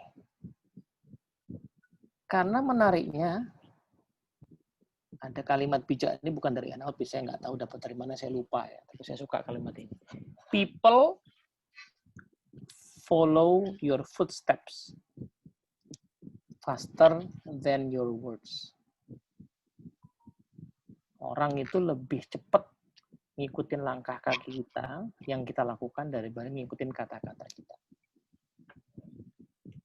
Nah, berarti kalau dibalikin ke gambar ini kan memang gini dong. Ya kan? Kalau saya align nih, selaras ini, maka orang lihat kan, bosku kok serius banget, bosku kok sungguh-sungguh sekali, bosku kok perhatian sekali. Nah, maka terpicu pikirannya, terpicu perasaannya, terpicu tindakannya. Nah, gitu kira-kira. Ini ada beberapa komen di chat, kita coba respon dulu ya. Mana nih? Mbak Una, kali berbagai cara udah dilakukan tapi nggak tergerak berarti ada knowledge yang kurang, tetap harus digali. Ya, betul, betul. Itu tadi bahasan kita nih tidak menafikan bahwa orang itu mungkin punya background, keahlian teknis gitu tetap ya. Jadi kalau ngerekrut orang yang salah ya tetap aja sih. Mau diapain pakai NLP kayak gimana juga nggak bisa. Bagian-bagian itu tetap diperhitungkan. Ya, latar belakang, kompetensi, keahlian, track record itu tetap. Nah, tapi di luar itu semua dalam rangka menggerakkan manusianya, kita belajar NLP. Mengelola diri biar bisa selaras, yes, betul. Value kita penting. Apa yang penting buat kita gitu? Saya tuh mimpin ini buat apa? Betul bahwa saya punya target, saya di-hire di perusahaan ini, saya punya target, itu betul. Tapi yang saya hadapi ini kan manusia yang punya perasaan, punya impian, punya kegelisahan, punya kebahagiaan. Ya kan? Dan begitu dilepas semua jabatan dan kontrak kerja itu dilepas, yang ada hanyalah saya berhubungan dengan manusia lain. Apakah omongan saya menggerakkan dia, menginspirasi dia, itu yang sangat mendasar gitu. Ya kan? Kan nggak mungkin ada pekerjaan yang tidak penting di organisasi, benar ya? Semua pekerjaan itu penting. Logikanya kan begitu ya. Nggak mungkin ada tiba-tiba presidir bilang gini, kita bikin satu job desk lah ini ya. Buat apa ya Pak? Enggak, iseng aja, aku pengen main aja gitu. Nggak mungkin. Pasti ada maksudnya. Tapi pertanyaannya kok ada orang yang merasa bahwa pekerjaannya nggak penting. Sehingga dia tidak sungguh-sungguh. Ini berarti kan pikiran itu yang jadi masalah. Bukan pekerjaan itu sendiri, tapi bagaimana dia memaknai di dalam pikirannya itu yang mesti dibantu oleh kita itu. Nah, kalau mau baca di buku judulnya The Leadership Challenge, itu ada bahasan bahwa pertanyaan seorang pemimpin itu tanpa disadari mengajarkan kepada tim apa yang penting. Wah, ini menarik nih. Pertanyaan, saya ulangi ya, pertanyaan seorang pemimpin, bukan hanya pertanyaannya saja. Pertanyaan seorang pemimpin itu mempengaruhi pemahaman timnya tentang apa yang penting. Kalau setiap hari yang ditanya cuma achievement aja, maka tim akan bilang berarti di tempat ini yang penting achievement, harapan kita, keluarga kita nggak penting, nggak usah diomong-omongin lah. Nah, tapi kalau pemimpin tiba-tiba nanya anakmu piye, istrimu gimana, hobimu apa sih? Kamu kok suka nyanyi-nyanyi itu apa ya? Nah, ini ada cerita nih. Jadi satu peserta training saya cerita waktu kita lagi coaching follow up-nya. Dia cerita, ada satu anggota tim yang dia agak susah dekati, orangnya agak tertutup ya, susah dekati. Habis ikut training, dia terpikir lah, iya saya pengen juga lah, pengen bangun hubungan sama anak ini. Tapi gimana cara nyari celahnya gitu kan? Nah, someday dia menyadari bahwa anak ini selalu bersenandung, ya pasang earphone gitu, bersenandung, tapi kok lagunya aku nggak ngerti, lagu apa ini kan? Bahkan kalimatnya saya nggak ngerti gitu. Ya udah tak tanya aja mas gitu. Dia nanya, itu lagu apa sih? Kamu kok suka senandung? Terus dia bilang, tiba-tiba berubah macam, oh ini bu, ini lagu band indie dari Jerman. Alamak, dari Jerman pula ya kan. Nah, tapi menariknya, ya udah mas, saya dengerin aja dia cerita. Ya, kok kamu suka lagu dari Jerman? Jadi hampir setiap hari saya tanya soal, kamu lagi dengerin band apa sekarang? Saya nggak ngerti juga sih yang dia ceritain apa, tapi saya dengerin aja ceritanya. Terus tiba-tiba, ya nggak tiba-tiba sih, beberapa minggu kemudian gitu, si anak ini mulai terbuka mas saya mas. Dia mulai ngusul, mulai ide. Cuman gara-gara saya peduli sama apa yang dia dengarkan. Gitu ya. Jadi pertanyaan itu mempengaruhi bagaimana itu dianggap penting. Bu Siti, jika kita memberi instruksi tapi hanya di tertentu saja yang tidak mengerjakan, apakah tetap insight? Oh, tentu saja, ya kan? Karena Bu Siti, pada saat kita berharap di balik gaya leadership kita itu sebenarnya ada kalimat begini. Semua orang itu sama. Jadi kalau saya sudah jelaskan ke semua, dan kebagian besar mengerjakan, satu tidak, berarti yang salah yang satu itu. Nah, masalahnya adalah di psikologi udah nggak begitu sekarang. Tiap orang lain-lain. Ya kan? Kita nggak tahu latar belakang, pemikiran, pendidikan orang, pengalaman orang.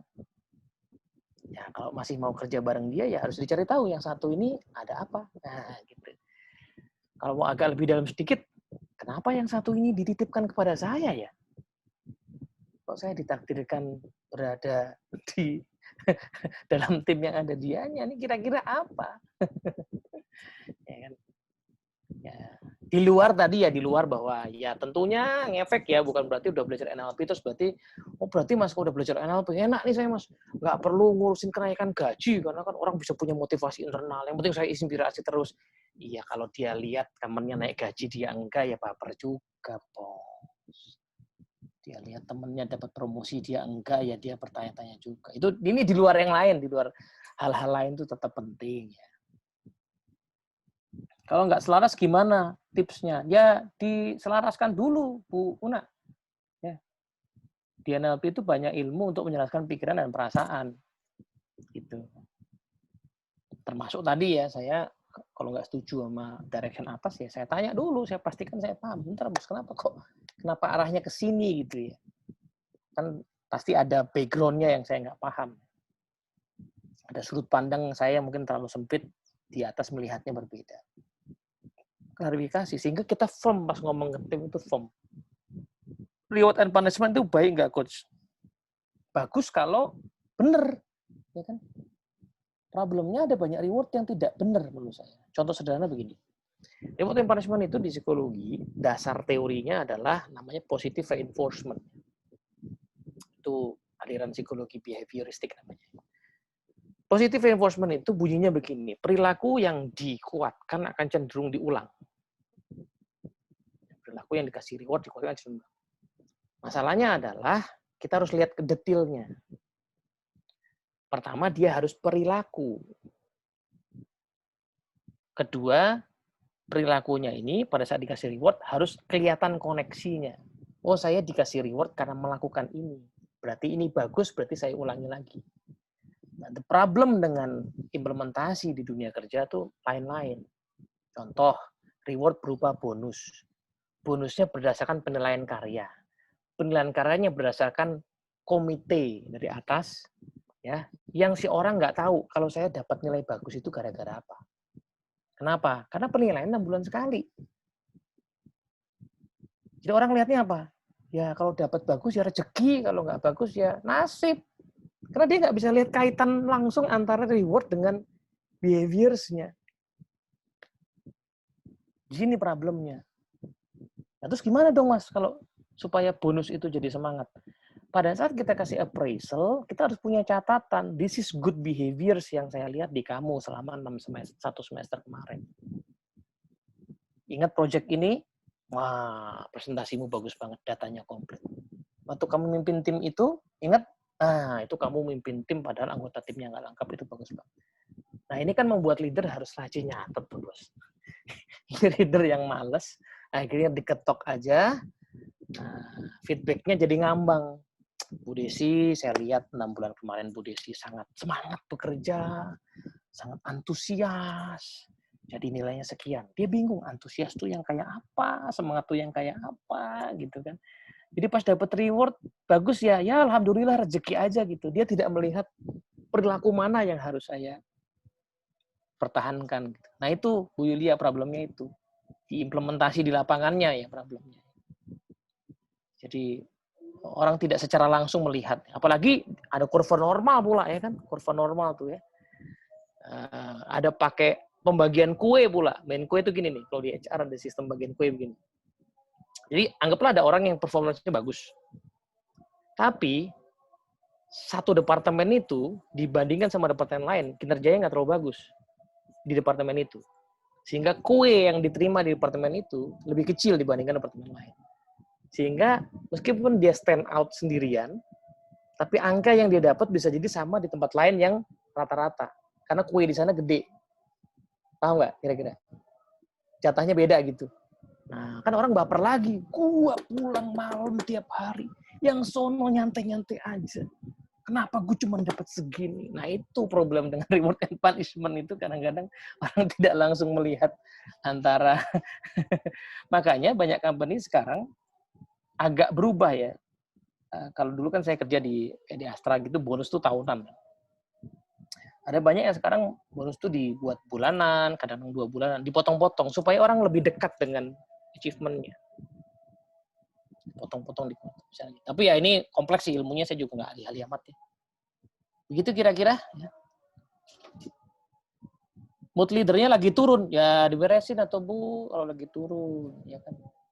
Beresin, kalau nggak bisa beres sendiri, minta bantuan ya sama siapa, kayak sama coach, sama terapis, sama mentor, ya kan. Gitu. Kan kasihan timnya tiap hari ketemu bos yang moodnya turun mulu, ya kan.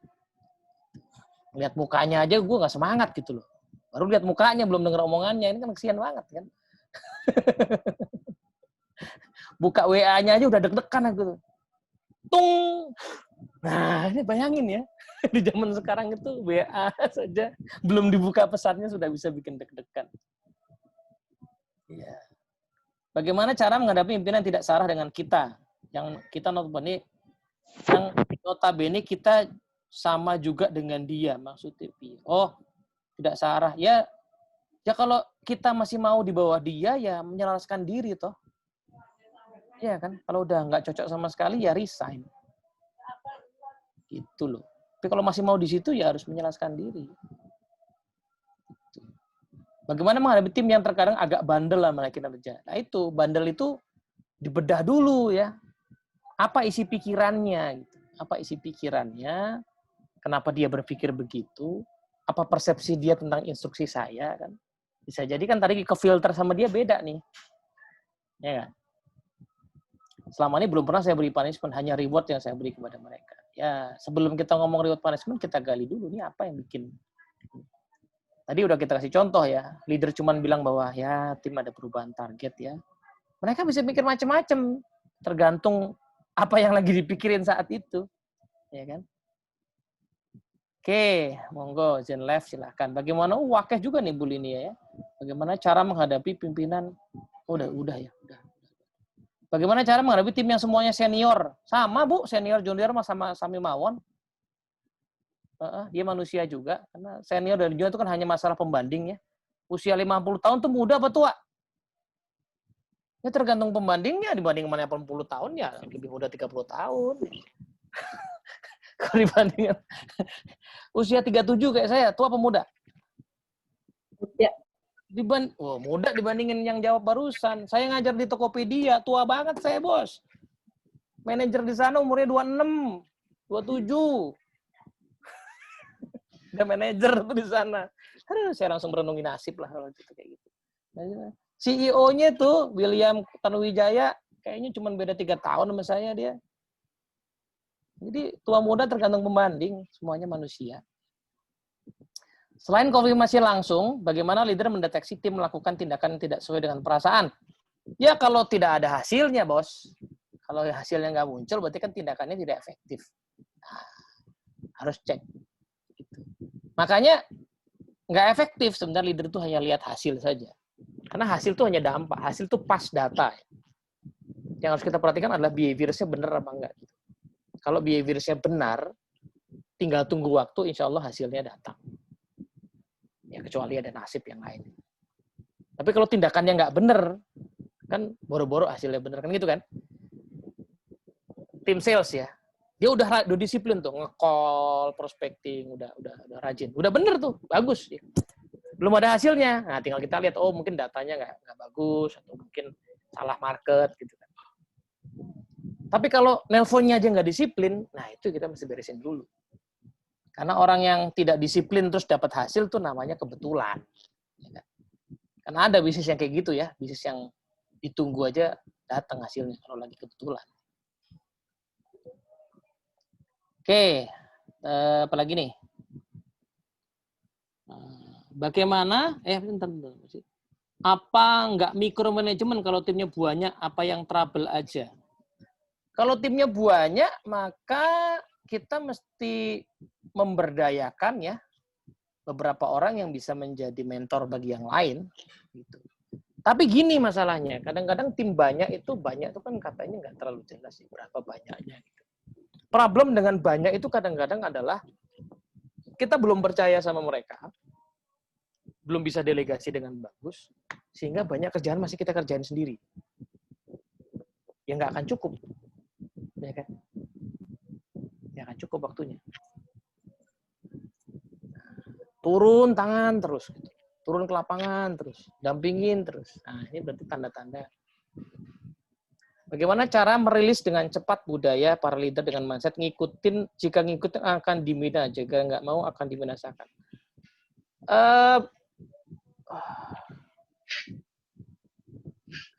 Saya nggak yakin sih kalau organisasinya masih begini akan bisa survive ya. Karena tadi, mari kita bayangkan ya di sebuah organisasi ya. Kalau kita pakai gaya keras, yang akan pergi itu yang bagus apa yang jelek? Yang bagus. Karena dia punya pilihan lain. Nggak suka gue, pergi dia. Terus yang tersisa? Yang kepepet. Yang nggak ada pilihan lain. Jadi gaya begitu akan membuat kita hanya dapat orang sisa-sisa. Nah, masalahnya orang sisa-sisa nanti menghadapi pelanggan juga susah ya.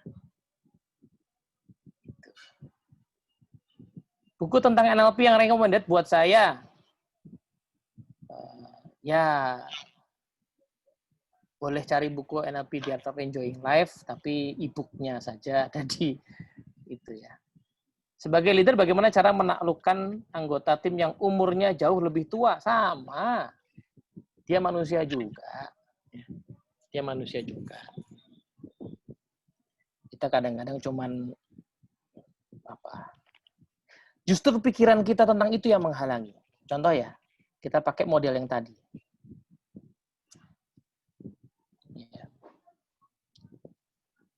Saya berpikir nih, aduh dia lebih tua dari saya.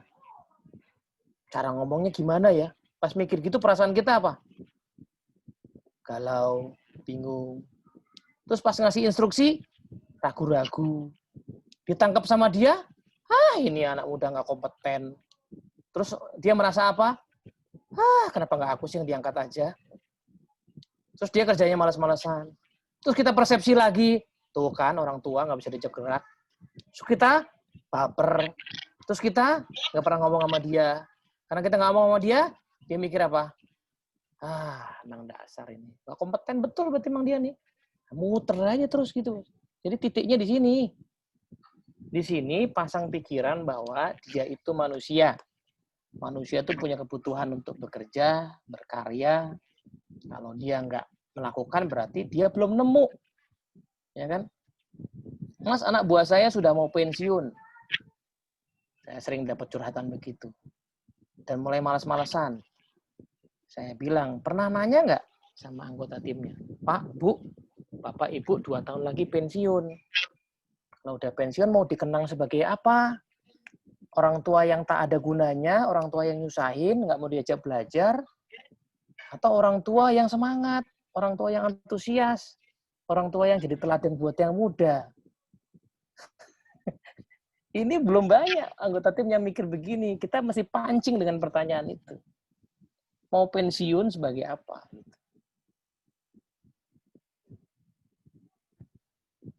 Ya kan? Nah, Mas, saya tuh udah mau pensiun 2 tahun lagi. Buat apa ikut training ngomongin visi misi hidup kayak gini? Itu saya dapat pertanyaan kayak gitu. Saya tanya, Bapak umur berapa? 53. Saya tanya, Bapak rencana mati umur berapa? Loh kok nanyanya gitu, Mas? Lah ya kan pasti kita pasti mati. Oh iya juga sih. Berapa, Pak? Rencananya matinya, Pak? Waduh, susah juga ya. Kira-kira lah. Wah, ini orangnya rada agamis. Ikut Rasulullah, Mas, umur 63 tahun. Oke, berarti pas pensiun 55 itu masih ada 8 tahun lagi. Nah, 8 tahun itu kira-kira Bapak mau ngapain? Nganggur, nggak punya duit, ngutang,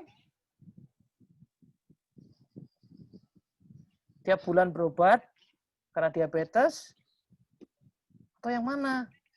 Oh iya juga, Mas ya. 8 tahun tuh panjang loh.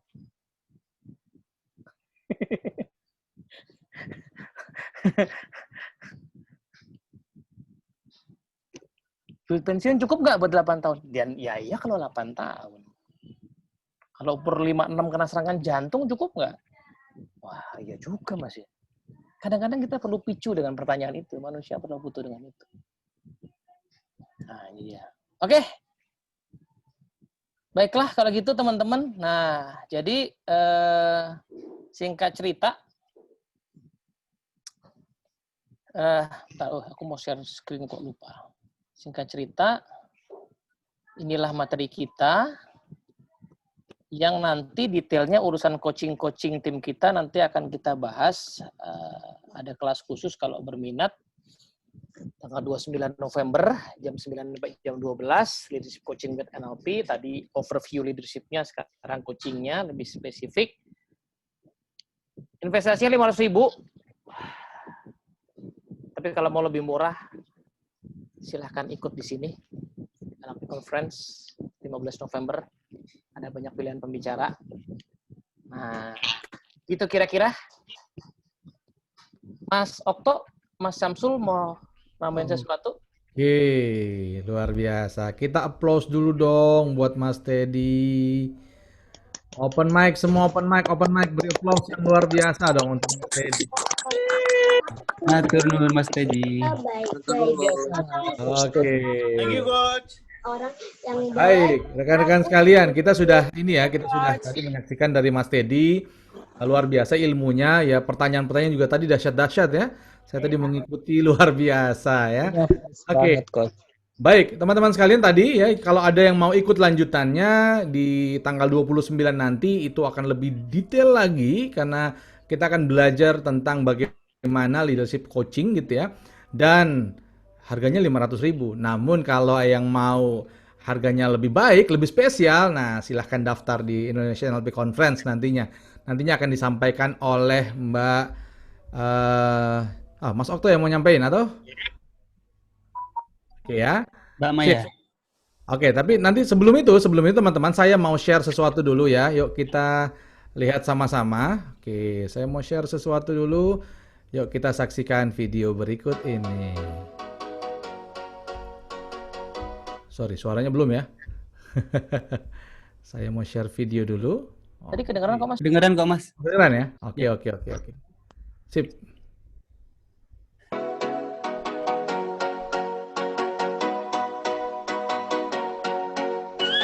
Oke teman-teman, kita ingin mengundang Anda semua ke Indonesia NLP Conference 2020 nanti di 15 November 2020. Ini adalah pembicara-pembicaranya. Ada Mbak Rosi Rahmadi, ada Mbak Tehrita Nurwati.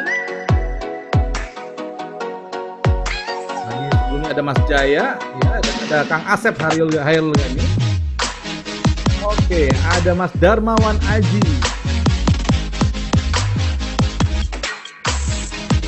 Ada Mas Teddy Prasetya Yuliawan. Dan yang terakhir ada Kak Oci. Mudah-mudahan masih ada di sini Kak Oci ya. Oke, dan ada Pak Prastia M. Brata. Ini yang akan berbicara nanti.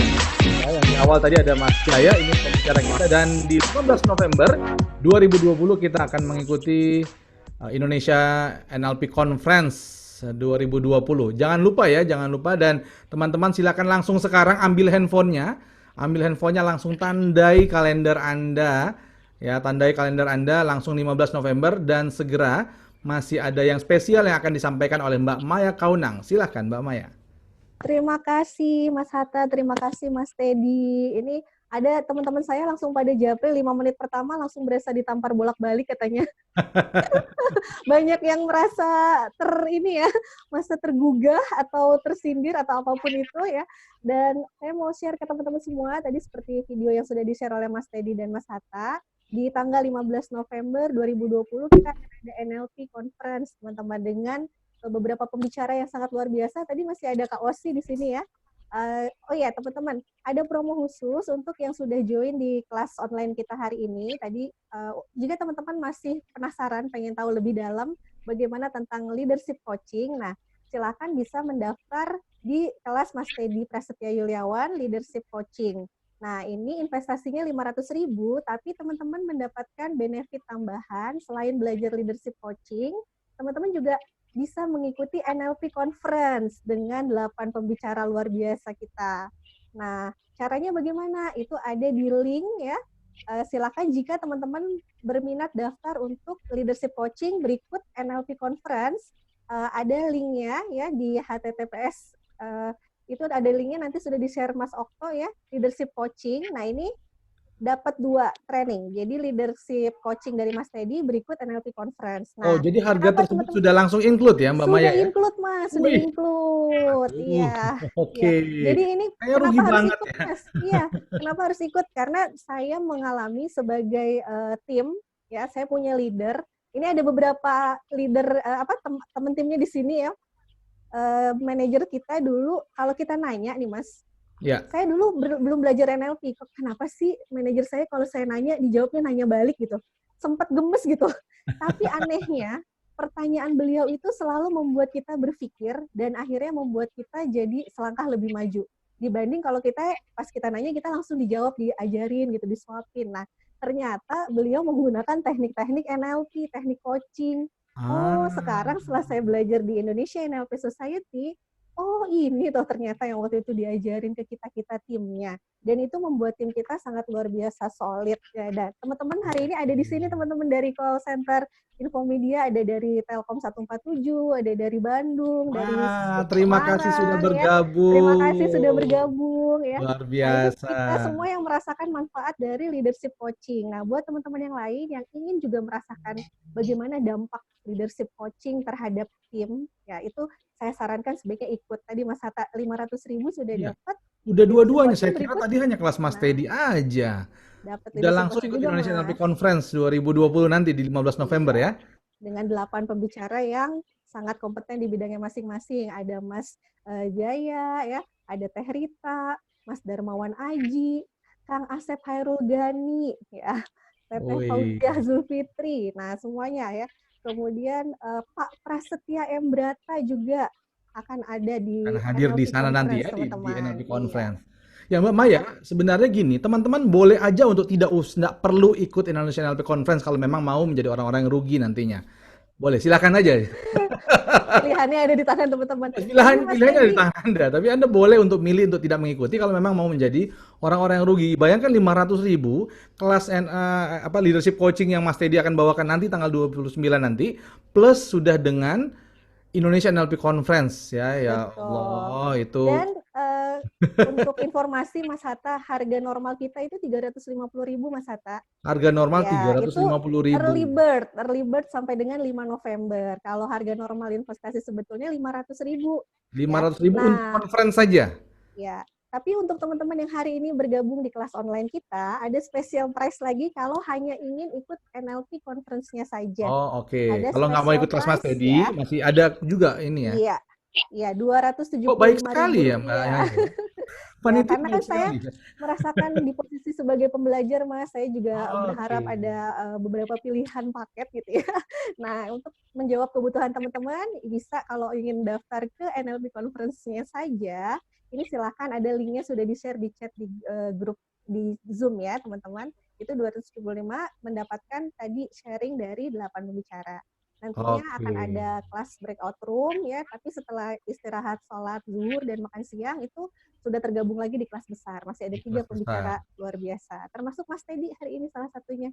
Wis, Ya, luar begitu, biasa. Mas Hatta. Terima kasih Jadi, Mbak Maya Rugi informasinya. banget pokoknya kalau nggak ikut, karena Pokoknya saya rugi banget ya. pribadi merasakan sendiri manfaatnya belajar Oke. NLP, Mas Hatta. Dan semoga teman-teman yang hadir di sini juga merasakan manfaatnya. Dan mari kita ajak sama-sama sebanyak mungkin orang untuk ikut merasakan manfaat dari belajar bersama di Indonesia NLP Conference. Yes. Terima kasih buat teman-teman yang sudah Terima join kasih hari ini. banyak Mbak Maya informasinya, dan teman-teman Kembalikan ke sekalian Mas Hatta. silakan langsung Assalamualaikum daftar, linknya warahmatullahi masih ada. Ya, silakan langsung daftar di kelasnya Mas Teddy tanggal 29 nanti, dan di Indonesia NLP Conference 2020 di 15 November 2020 nanti. Ingat, catat langsung di kalender teman-teman. Ya, blok waktunya, nggak usah mau ada acara lain. Oke, ikuti secara online nantinya ya di Indonesia NLP Conference 2020. Baik, teman-teman sekalian, saya rasa itu. Mas Teddy, terima kasih banyak ilmunya. Mudah-mudahan berkah. Mari teman-teman kita doakan mudah-mudahan apa yang Mas Teddy sampaikan, kebaikan-kebaikannya kembali kepada beliau. Amin ya Allah, amin ya rabbal alamin. Terima kasih banyak dan kita perlu foto lagi. Tadi banyak yang belum hadir sepertinya. Oke ya, sip. Oke, yuk sekarang kita semua munculkan foto, bukan foto ya, gambar videonya maksudnya ya. Silakan ya, ini yang terpenting ya. Silakan, waktu tampilkan wajahnya dan yuk dekatkan ke kamera. Berikan senyuman terbaik untuk kita semua dan saya akan mulai mengambil gambar. 3, 2, 1 untuk layar pertama dulu ya. Layar pertama 3, 2, 1 senyum. Oke, layar kedua ada 4 layar hari ini ya. Layar kedua senyum. Saya tidak tahu Anda di layar keberapa, jadi tetaplah senyum ya. Gigi kering-kering dikit nggak apa-apa lah ya. Oke, sip. Senyum, senyum. Oke, sip. Oke, layar ketiga. Jangan gitu dong. Layar ketiga siap-siap. Layar ketiga. Layar ketiga siap-siap. Sorry, ini masih layar kedua. Layar ketiga. Sip. 3, 2, 1. Kak Oci kenapa nggak munculin video? Lagi belum pasang alis kayaknya. Lagi masak. Pasang alis kayaknya. Layar keempat ya, layar keempat. Oke,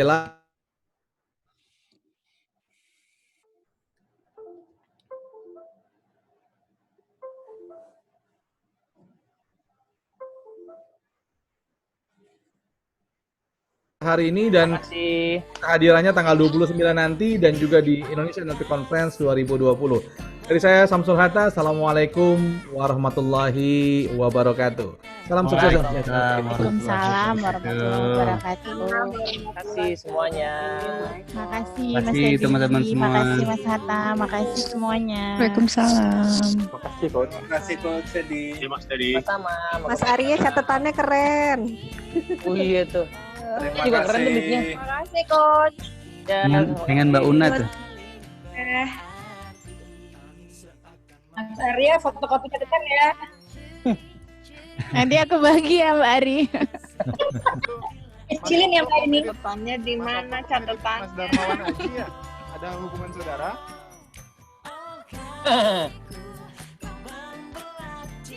Siapa Mas Andi? Itu Mas Okto. Mas Okto mirip-mirip Darmawan Aji. Oh. Waduh. Catatannya mirip memang. Depannya mirip. Belakangnya aja. Ini harus dibuka ikatan rambutnya biar nggak mirip. Buka dong biar kelihatan Jangan. gondrongnya. Bu Rina katanya setahun lagi mau pensiun, nggak kelihatan Bu, kayak masih 10 tahun lagi mau pensiun. Nggak kelihatan setahun lagi mau pensiun, Ibu mah kayak masih 10 tahun lagi. Alamatnya mana namanya nomor rekening? Nomor rekening berapa? Yang mau pensiun siapa? Ini tadi yang mau pensiun. Siapa yang mau pensiun? Mas Teddy, coba dengerin ini. Aku nggak pesen buku. Apaan sih? Kalau aku dengerin ini duluan, aku nggak pesen buku. Buku apa? Yang tadi yang tak shot. Itu bagus kok, Bu.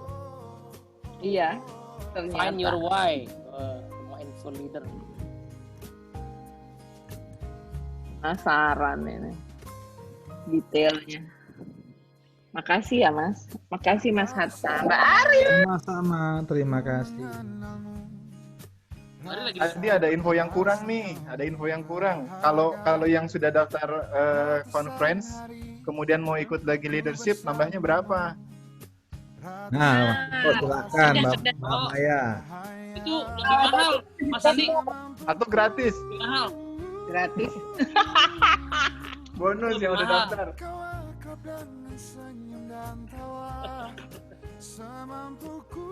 Mas Andi kan sudah daftar di apa? Di member ya? Sudah daftar di member. Udah ada itunya kan? Pilihannya? Apanya? Udah ada. Oh iya. Nah. Cuman pilihannya bukan beliau, pilihannya yang lain.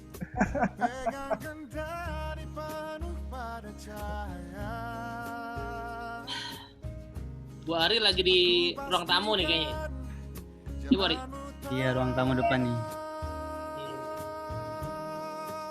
Kayaknya ruang Bu Ari tuh semuanya bisa jadi background ya. Teras, tamu. Wih, sudah jam 12. Oke, terima kasih semuanya ya. Kasih Bu Rina. Pamit Bu dulu. Rina. Assalamualaikum. Waalaikumsalam warahmatullahi wabarakatuh. Izin live ya. Monggo Bu Rina. Oke, sisa-sisanya sepertinya kalau tidak diambil Manos sepertinya tidak akan pernah keluar ya, dan ya mohon izin untuk mencabut seluruh hak atas Zoom kali ini ya. Ya, makasih Terima semuanya. kasih. Assalamualaikum warahmatullahi wabarakatuh. Waalaikumsalam.